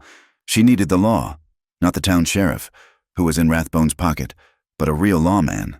She rode out to the high pastures, looking for Deputy U.S. Marshal Arlen Shaw. Shaw was a circuit marshal, a lean, weathered man who spent more time in the saddle than in a chair. He was known for two things: his unshakable fairness and his deep-seated hatred for abuses of power. She found him checking the brands on a herd of cattle, his face grim. She dismounted and waited. He finished his work, made a note in a small book, and then turned his sharp, assessing gaze on her. "Ma'am, Marshal Shaw. My name is Mara Vale. I live at the Cold Lantern Ranch. With Silas Boone." His expression didn't change, but his eyes sharpened. "I know the place.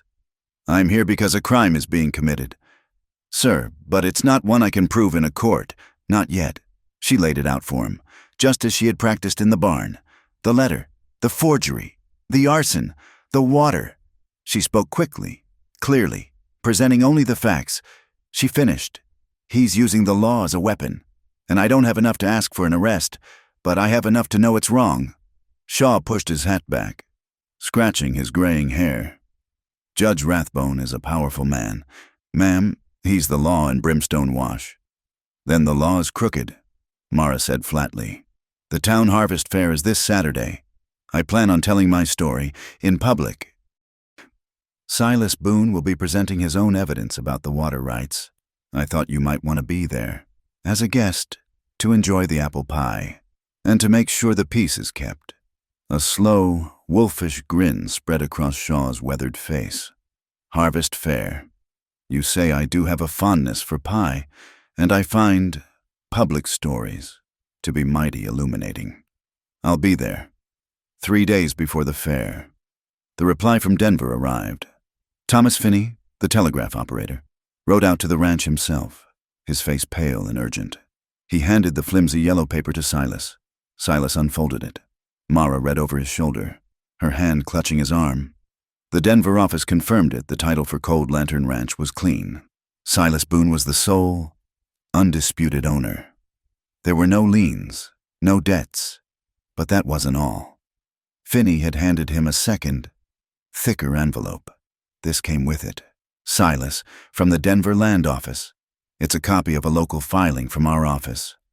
They forwarded it, said it seemed irregular. Silas tore it open. It was a formal notice of intent to seize on defaulted debt, filed by Hiram Rathbone, citing the $2,000 note, and attached to it was the proof of the debt, a supposed quitclaim deed, transferring the land title to Rathbone, signed by Silas's father. It was a crude forgery of the old man's signature, and in the bottom corner was the official stamp from the Brimstone Wash Land Office. The date on the stamp was clear August 12, 1887. Silas and Mara stared at the date. A sudden, cold understanding passed between them. It was a date everyone in the territory knew. Mara ran into the house. She grabbed the farmer's almanac from the shelf by the stove, her hands shaking. She licked her thumb and flipped through the pages for 1887. She found the month of August. Her finger ran down the calendar. August 10th, August 11th, and then August 12th. The entry for that day, and the next two, was simple: the Great Washout. Brimstone Creek floods town. All offices, banks, and mercantile closed. No travel. "He's a fool," Mara whispered, a wild, fierce joy rising in her chest. "He's an arrogant, clumsy fool." The forgery was not just fake. It was impossible. Now, they were ready. They spent the next 2 days riding not to town, but to the small, hard-scrabble ranches up and down the valley. They went to Ephraim Dodd. They went to the Sullivan brothers. They went to every family who watered their small herds from the Blue Cinder Creek. In each dusty yard, they laid out their case. Silas unrolled his canvas map, his finger jabbing at the blue line. Mara presented the almanac and the forged deed. Their message was simple. This wasn't just about Silas. This was about all of them. If Rathbone dams that creek at the source, Mara told a group of grim-faced farmers, every one of you goes dry by summer. He won't just own Silas's land. He'll own your lives.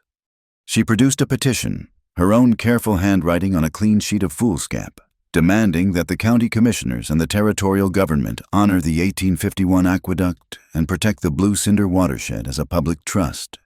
Ephraim Dodd was the first to sign. It's high time someone put a bell on that cat, he growled, scratching his name.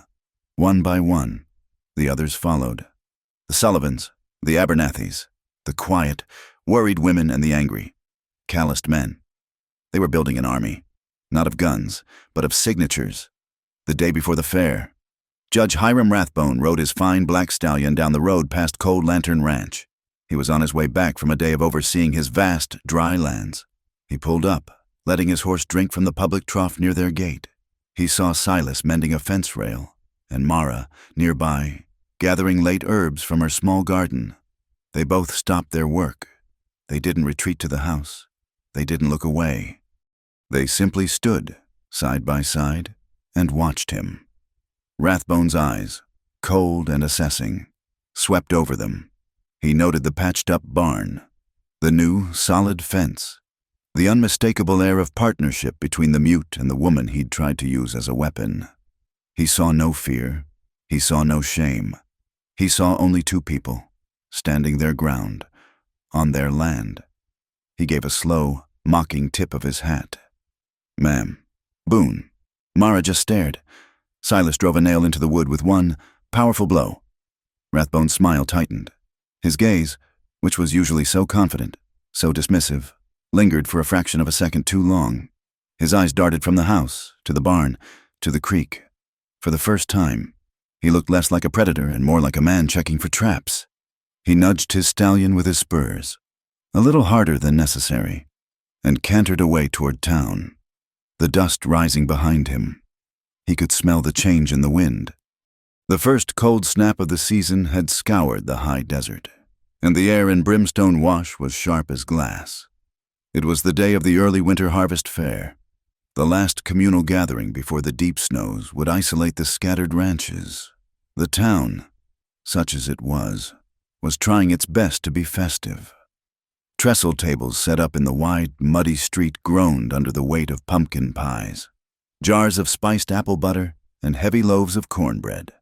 A massive iron kettle of hot cider steamed near the livery, sending a sweet, sharp scent of cinnamon and cloves into the frigid air. In the open square in front of the small, unpainted church, a temporary wooden platform had been built. It was meant for a local politician to make a speech, or for the auctioning of stray cattle. It was a stage, raw and exposed, and the entire populace of Brimstone Wash and the surrounding valleys was gathered before it.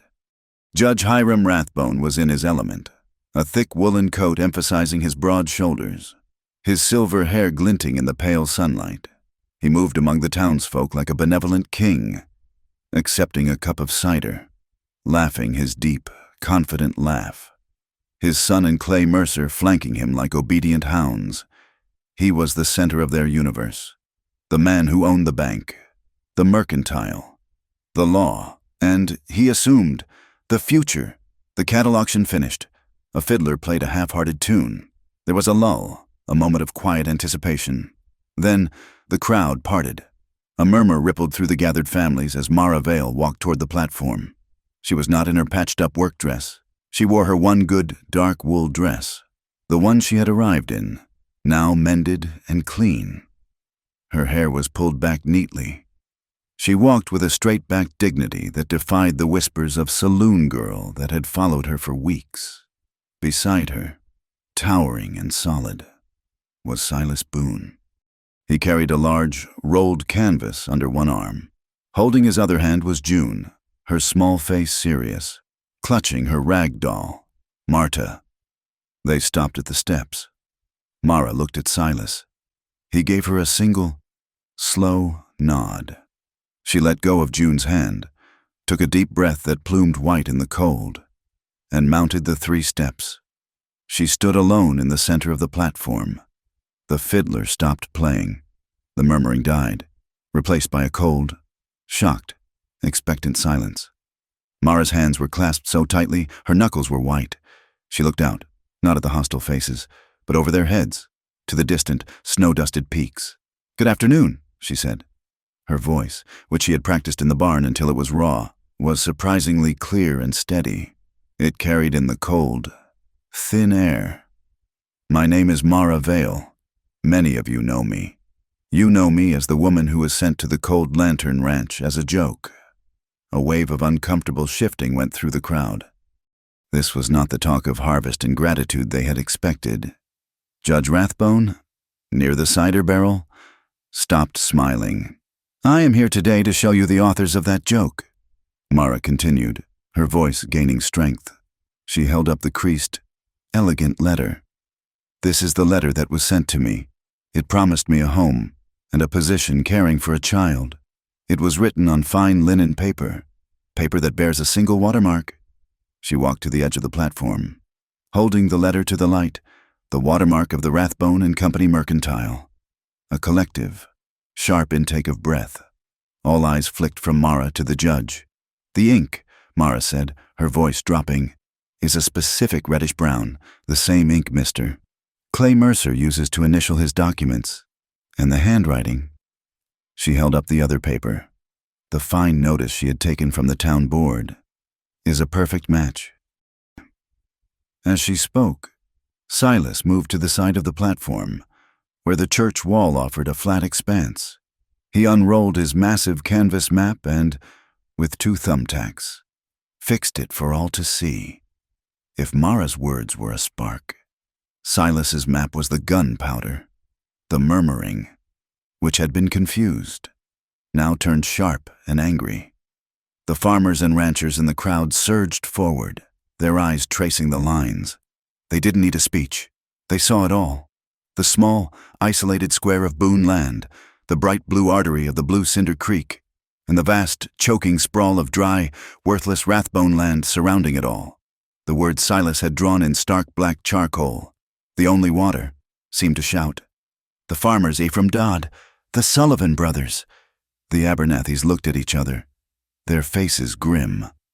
This wasn't about a mute and a fallen woman. This was about their lives. Judge Rathbone finally moved. He pushed through the crowd, his face a mask of indulgent, condescending laughter. He strode to the foot of the platform and looked up at Mara. "My good people," he boomed, his voice full of false cheer. "Are we truly to stand here in the cold and listen to the slanderous fabrications of a disgruntled employee? This is libel, pure and simple, a fantasy spun by a bitter woman and a man who cannot even speak to deny it." He laughed, inviting the crowd to join him, but no one did. The air was too cold. The map was too clear. "You are treading on dangerous ground, Miss," Rathbone said, his voice hardening, the smile vanishing. This map is meaningless. The map is accurate. Judge." A new voice cut in. The voice was flat, dry, and carried the weight of iron. Deputy U.S. Marshal Arlen Shaw stepped out from the shadow of the Mercantile. He was not in fair-going clothes. He wore his trail-dusted coat, his badge pinned neatly to his vest. The crowd parted for him as if he were Moses at the Red Sea. He walked until he stood beside Judge Rathbone, though he directed his words to the crowd. "But the map isn't the only piece of fabrication here today," Shaw said, his voice loud enough for all to hear. He reached into his coat and pulled out a sheaf of papers.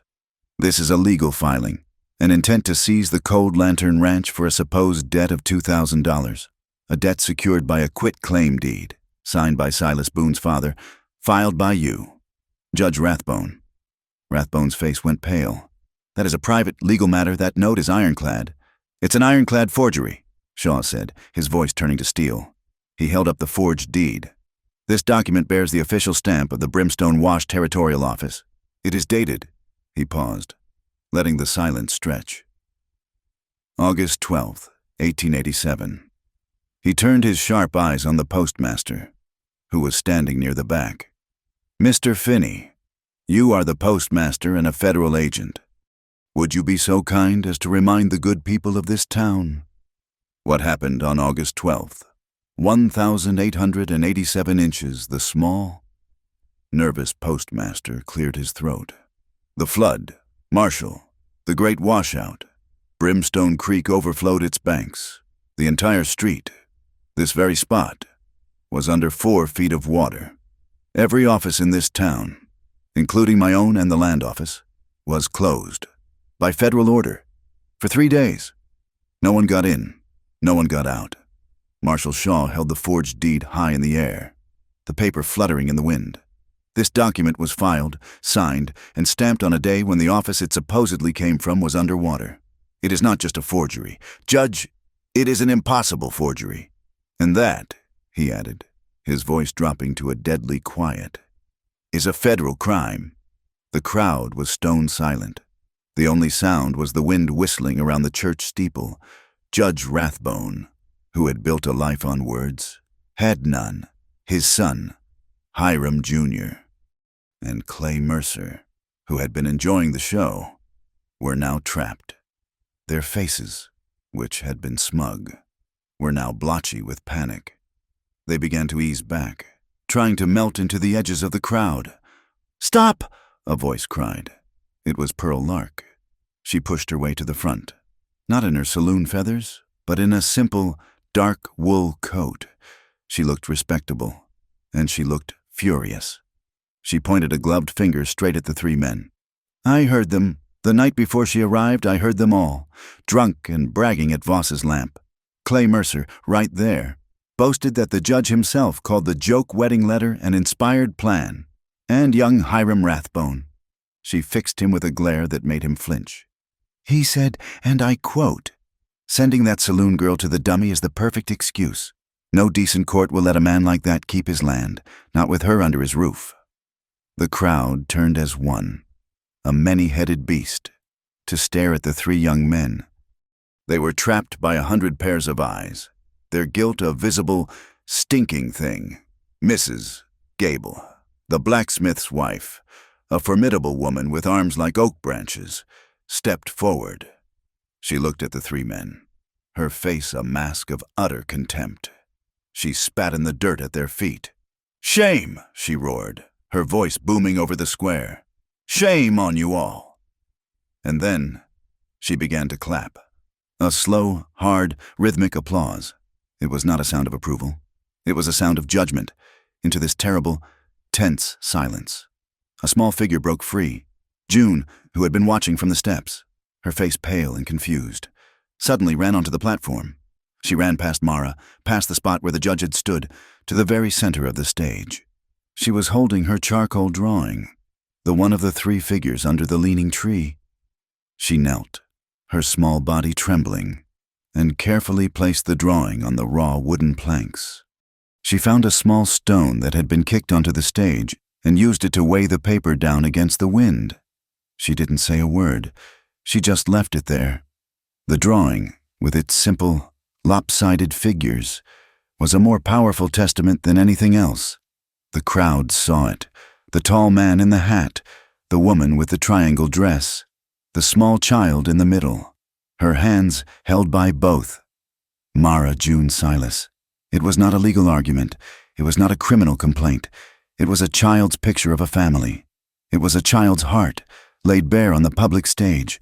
A woman in the front row, who had been one of the loudest whispers against Mara, put her hand to her mouth and burst into tears. The hard, angry faces of the farmers softened into something new, something fierce and protective. Mara stepped forward, her own eyes blurred. She unrolled the petition. "This isn't just about us," she said, her voice thick but strong. "This is about the water, our water. This petition asks the territorial government to honor the 1851 aqueduct and protect the Blue Cinder Creek as a public trust. For all of us." Silas was at her side. He set a small pot of ink and a pen on the edge of the platform. Mr. Gable, the blacksmith, strode forward. his heavy boots thudding on the hard earth. He mounted the steps, grabbed the pen, his huge, soot-stained hand dwarfing it. "I sign," he boomed. He scratched his name, the letters thick and angry. That was the breaking of the dam. Ephraim Dodd was next. "My pleasure." Then the Sullivan brothers, side by side. Then Mr. Abernathy, the postmaster, one by one. A line formed. Farmers, ranchers, their wives, even Mr. Finch from the Mercantile, who had been so dismissive of Mara, all lined up to put their names on the paper. It was a revolution, quiet and orderly, signed in ink. Judge Hiram Rathbone was a broken man. His power, built on the illusion of fear and shadow, had disintegrated in the bright, cold, public light. He saw the line of signatures. He saw the deputy marshals' unblinking, cold eyes. He saw the tears on the faces of the women. He was finished. He took a half step back, then another, his eyes darting to his fine black stallion, hitched to the rail nearby. He was going to walk away, to simply leave, to let the storm pass. "Judge," Marshal Shaw's voice cut like a razor. Rathbone froze. "I'd ask you to remain," Shaw said, his voice polite but edged with iron.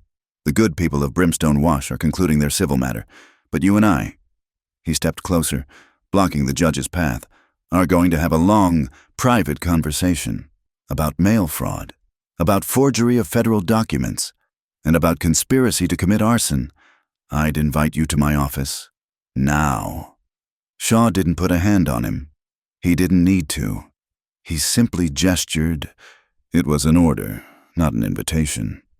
The mocking, cruel laughter that had haunted Mara for weeks, the sound that had echoed from the hills, was finally, definitively broken. It was replaced by the scratching of the pen, the low murmur of the townsfolk, and the heavy, final sound of the judge's boots as he was escorted away by the law. Silas stepped onto the platform. He didn't look at the defeated judge. He walked past his map, past the line of petitioners, and came to stand directly beside Mara. He took her hand, his fingers lacing with hers. A silent, public claiming. June, seeing them, ran over. She grabbed Mara's free hand with one of hers and wrapped her other arm around Silas's leg, clutching him tightly. The three of them stood together in the center of the stage, framed by the map of their land and the petition of their neighbors. They were not a joke. They were not a scandal. They were a family. And their honor, which had been stolen and dragged through the mud, was finally, brightly, and unbreakably, their own. The public humiliation at the fair was not an ending. It was a lit fuse. The victory they had won in the light of day was met with the promise of a vicious, cowardly revenge in the dark. The night that followed was unnaturally still, the air heavy and holding its breath, waiting for a storm that had not yet broken. Inside the cabin, an exhausted but profound peace had settled. June was asleep, her charcoal drawing of their family tacked carefully to the wall above her cot. Silas and Mara sat at the table, not speaking, the silence between them no longer a void but a shared space of trust and understanding. The legal papers, the forged deed, the almanac, the petition with its long list of angry signatures were stacked neatly in a folder. It was their shield, their sword, their proof. The first sound was a low, distant rumble that was not thunder. It was a vibration felt more in the bones than in the ears, a deep, earthly groan that grew steadily in volume. Silas was on his feet in an instant, his head cocked, listening. He looked at Mara, his eyes dark with a sudden, cold certainty. He didn't need his slate. He pointed east, toward their small, precious field of winter oats, the crop that would see their horses through the snows. Mara ran to the window. The moon was shrouded in thick, fast-moving clouds, but there was enough light to see a dark, roiling mass moving across the plains. It was a river of horns and hides, a stampede, deliberately aimed, and behind them, barely visible, were three riders, their whoops and hollers faint on the wind, driving the cattle forward. It was Mercer and the Rathbone boys. This was their answer. They couldn't win with the law, so they would answer with brute, destructive force. The oats, Mara breathed. It was their entire winter feed, To lose it would be a crippling blow. Silas was already pulling on his boots. He grabbed a lantern and his heavy rope. His face was a mask of cold, controlled fury. He looked at Mara, his gaze intense. He held up 2 fingers, pointed at his eyes, then pointed at her. "Watch me." Then he was out the door, running not toward the cattle, but toward the small tool shed near the creek. Mara didn't hesitate. She knew she couldn't stop the stampede, but she could try to turn it. Her gray mare, Ashfoil, was in the small paddock behind the house. The horse was already nervous, her ears swiveling, her eyes wide. Mara didn't bother with a saddle. She grabbed a bridle, slipped it on, and swung herself onto the mare's bare back. Her skirts hiking up around her knees, she kicked the horse into a gallop, her heart pounding in time with the thundering hooves. The rumble of the stampede was a physical force now, shaking the ground.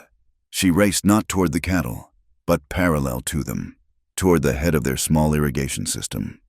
Years ago, Silas's father had built a small, secondary sluice gate, a release valve to divert floodwaters from the Blue Cinder Creek into a deep, rocky, and useless ravine known as Dry Needle Wash.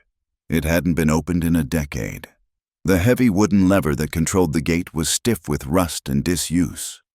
Mara leaped from Ashfoil's back, her hands raw as she strained against the wood. The cattle were getting closer, a wave of destruction. She could smell their fear and the dust they kicked up. She threw her entire body against the lever. It groaned, resisted. Then with a screech of tortured metal, it gave way. A torrent of dark, backed-up creek water roared into the dry channel. With the gate open, Mara jumped back onto Ashfoil. She rode hard toward the head of the stampeding herd, screaming and waving her arms, making herself a bigger, more frightening target than the oat field. The lead steers, seeing the flash of her gray horse and hearing her wild cries, shied away from her. Their blind panic found a new path of least resistance, the wide, dark opening of the wash. They veered, and the entire herd, a mindless, thundering mass, followed them, pouring into the ravine instead of onto the field. Just as she turned the last of them, she saw Silas. He was not alone. Behind him were the Sullivan brothers and Ephraim Dodd, lanterns held high, alerted by a prearranged signal. They had ropes, soaked in the creek to make them heavier and more visible. Silas was directing them with sharp, urgent hand signals, a jab of the finger, a slice of the hand orchestrating the defense of his land without a single spoken word. They were stringing the wet ropes between fence posts, creating a makeshift barrier to contain any stragglers. The plan had worked, but the architects of the chaos were not finished. Clay Mercer, enraged that his plan had been thwarted, broke away from the other riders. He spurred his horse hard, charging directly at Mara. He was a silhouette of pure malice, a man consumed by a petty, vicious need for revenge. "You," he screamed, his voice cracking with fury. "You ruined everything." He raised a pistol, not aiming at her, but firing into the air. Crack! The sound echoed, sharp and violent. Ashfoil shied, rearing up in terror. Mara clung to the horse's mane, fighting to stay on. Crack! Another shot. Then a new sound cut through the night, shrill and piercing, a marshal's whistle. "Drop the weapon, Mercer!" A voice roared from the darkness. Deputy Arlen Shaw emerged from a stand of cottonwoods, his own revolver drawn and steady. He was not alone. 2 other armed men, local ranchers Shaw had deputized, stepped out with him, their rifles leveled. Mercer, caught between the law and his own failing plan, seemed to lose his mind. He spurred his horse again, swerving away from Shaw, trying to circle back to find a way to do more damage. And then the sky opened. The storm that had been threatening all night broke in a sudden, violent deluge. Cold, heavy rain fell in sheets, turning the dusty ground to slick, treacherous mud in an instant. Mara, trying to control her panicked horse, felt Ashfoil's hooves slip. The mare scrambled for purchase near the edge of the newly flooded irrigation ditch. Mara was thrown, not hard, but awkwardly. She landed in the slick mud, her foot twisting under her as she slid toward the churning, dark water. She cried out as her boot lost its purchase entirely. She was going in.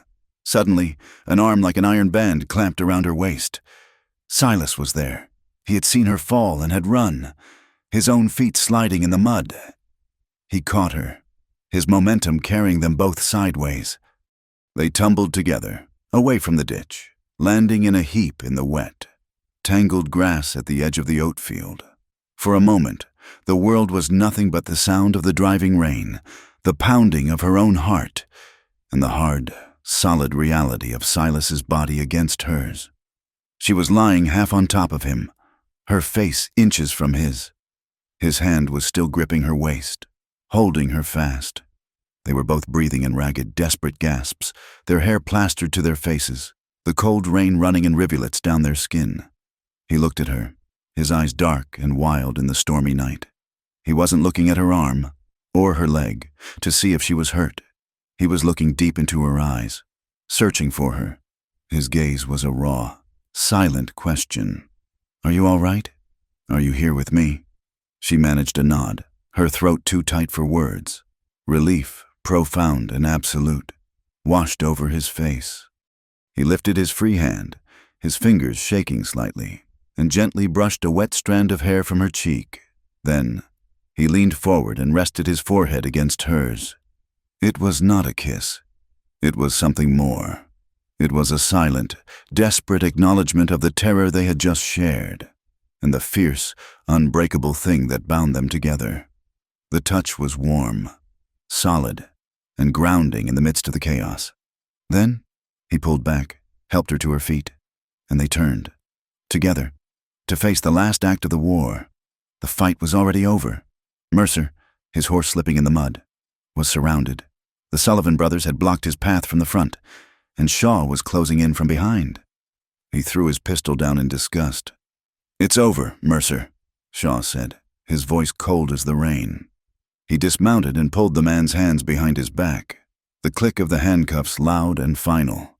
"You'll be charged with willful destruction of property, reckless endangerment. And I believe we can add the arson from the other night to your list."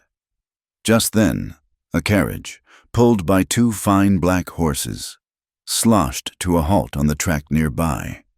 Judge Hiram Rathbone stepped out, his face a thundercloud. He had obviously been waiting nearby to witness his victory. "Marshal, what is the meaning of this?" he blustered, trying to regain some semblance of authority. "This is my employee. This is a simple matter of trespassing cattle. It's a little more than that." "Judge," Shaw said grimly. Mara walked forward, her limp barely noticeable. Silas was a half-step behind her, a silent, menacing shadow. She was covered in mud. Her dress was torn, but her eyes burned with a cold, clear light. She was holding the folder of legal documents. She didn't say a word. She just held it out to the marshal. Shaw took the folder. He opened it in the dim light of Ephraim's lantern. He looked at the forged deed. He looked at the impossible date. He looked at the petition signed by half the valley. He looked up at the judge. "Hiram Rathbone," Shaw said, his voice formal and devoid of all emotion. "This is a warrant for your arrest, issued by the authority of the United States Territorial Court. You are charged with conspiracy, forgery of a federal document, and suborning perjury. You have the right to remain silent." The judge stared, his mouth agape. His empire of paper and lies had just collapsed around him in a muddy field. The storm passed as quickly as it had arrived. The rain stopped, and the clouds began to break apart, revealing a sliver of a cold, clean moon. A thick mist began to rise from the warm, rain-soaked earth, swirling around their ankles in ghostly tendrils. Rathbone and Mercer were led away. The neighbors, their job done, tipped their hats to Silas and Mara and melted back into the night. They were left alone, standing at the edge of their saved field, in the middle of the rising steam. The night was quiet again. The only sounds the dripping of water from the eaves of the barn and the soft gurgle of the creek. Mara looked at the black ruined pasture where the fire had been. She looked at the muddy tracks where the cattle had been turned. She looked at the dark, silent house where their daughter was sleeping safely. Silas reached out and took her hand. His fingers were cold and wet, but they laced with hers, a familiar, perfect fit. They stood there for a long time, not speaking, simply holding on, watching the mist rise around them. The battle was over. Their revenge had not been a thing of blood and bullets, but of ink and courage and community. It was a victory won not by killing their enemies, but by forcing them to live with the truth. And in the quiet, steaming aftermath of the storm, they both knew that the weight of that truth and the strength of the life they had forged to defend it would last forever. Winter came to the Cold Lantern Ranch not as an enemy, but as a benediction. It fell from a vast, silent sky in thick, soft flakes, blanketing the scarred earth in a pristine, forgiving white. The black wound of the burned pasture disappeared under a quilt of snow. The muddy tracks of the stampede were erased. The world became quiet, clean, and new. Inside the log cabin, the transformation was just as profound. The cold, haunted silence of the place had been banished, replaced by the gentle hum of a life being built.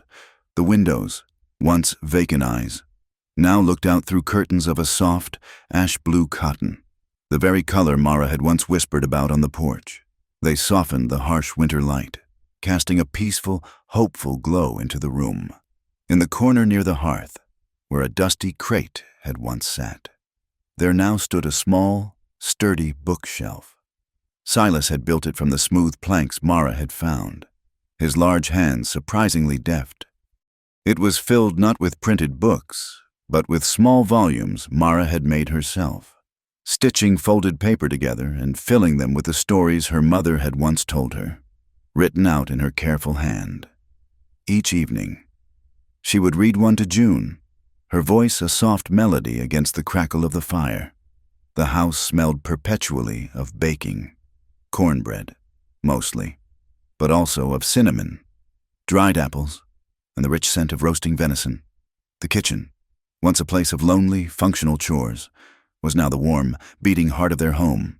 One bright, cold afternoon, a sleigh pulled into the yard, its bells jingling in the crisp air. It was Pearl Lark, bundled in a thick fur coat, her cheeks pink from the cold. Mara threw open the door, a real, welcoming smile on her face. "Pearl, come in out of the cold." Pearl stepped into the warmth, her eyes widening as she took in the scene. The blue curtains, the shelf of handmade books, June playing happily on a rug by the fire with her doll, the air thick with the smell of a fresh-baked pie cooling on the table. "Well, I'll be," Pearl said, unbuttoning her coat. They used to call this the Cold Lantern Ranch. She looked around, a genuine, admiring smile spreading across her painted lips. "Now, it's bright as a lamp." They drank hot coffee and ate pie, and Pearl delivered the news from town, the final chapter of the story that had begun with a cruel joke. Judge Hiram Rathbone, his reputation in tatters, had been tried in a federal court in Denver. He was found guilty on all counts. He was fined a staggering amount, a sum that would force him to sell off most of his dry, worthless land. A portion of that fine was ordered to be paid directly to Silas Boone as restitution for the damages from the fire and the attempted seizure. Clay Mercer and the Rathbone boys, their arrogance stripped away, had been sentenced to 2 years of hard labor for their part in the arson and the stampede. The petition, bolstered by the federal inquiry, had worked. The territorial government had officially recognized the 1851 aqueduct, declaring the Blue Cinder Creek a protected public waterway, its rights to be shared by the community in perpetuity. The war was officially over. Justice, slow and methodical, had finally won. That night, after Pearl had departed in a flurry of goodbyes and jingling bells, a deep, settled peace descended upon the cabin. A thick blanket of snow was falling again, muffling the world in a profound silence. The three of them were gathered by the fire. June, sleepy and content, was leaning against Silas's leg, her eyelids fluttering. Mara sat in her rocker, her mending basket forgotten in her lap, simply watching the flames dance. The oil lamp cast a soft, golden glow. The only sounds were the hiss and pop of the logs, the whisper of the wind outside, and the quiet, even breathing of the child. It was a moment of perfect, unspoken contentment. Silas reached for the small slate and piece of chalk that now sat on the mantelpiece, a tool he used less and less.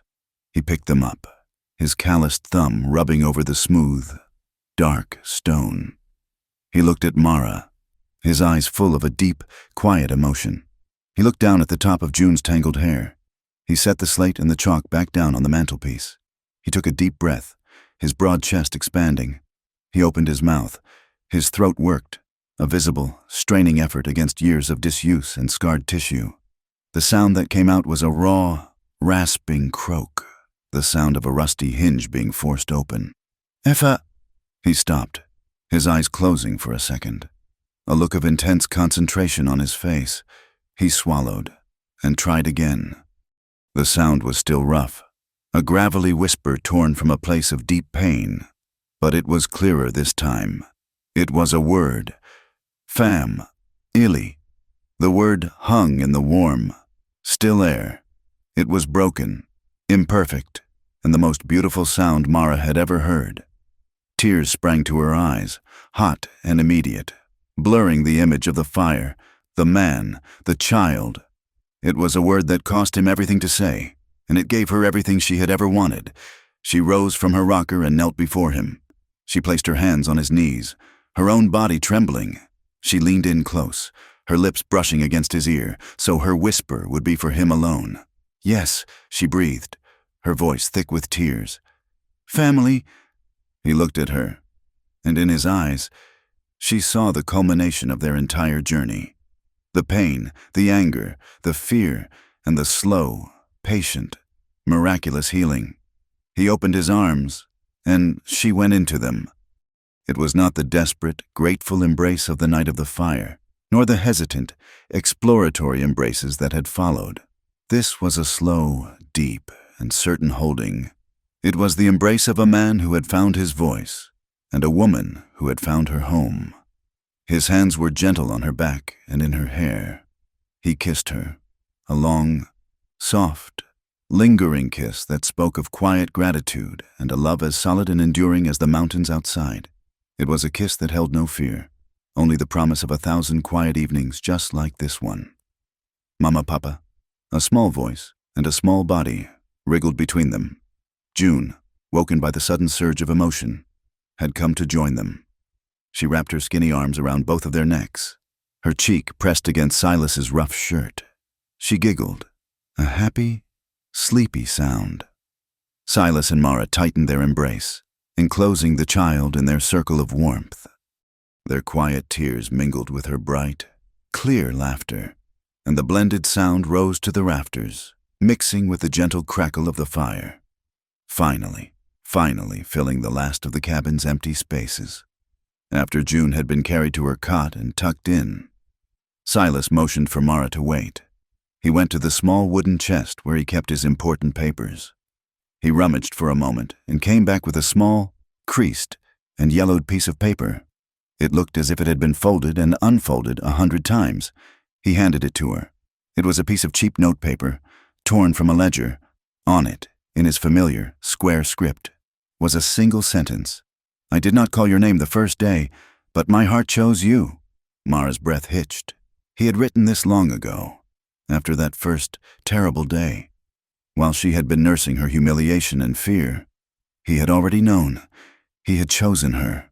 She looked up at him, her heart too full for words. She walked to the peg by the door and took down his heavy brown canvas coat. She slipped her arms into it, the worn fabric a familiar, comforting weight.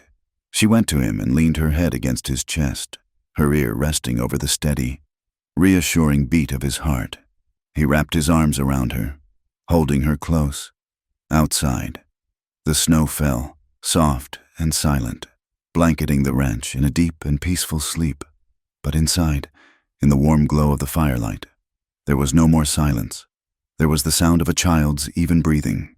There was the sound of a man's steady heart, and there was the quiet, certain promise of a voice, newly found, ready to speak of the life they would build together. There was no wedding. There were no formal vows spoken before a preacher.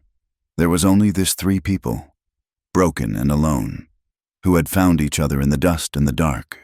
3 people who had chosen, freely and with their whole hearts, to become a family, and a town and a territory that had been forced, by the simple, undeniable power of their courage, to respect it.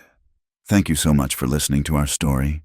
We'd love to know where in the world you're tuning in from, so please drop a comment below and let's share our thoughts. If you enjoyed this tale, we invite you to subscribe to our channel, Wild West Stories 1850, and give this video a like.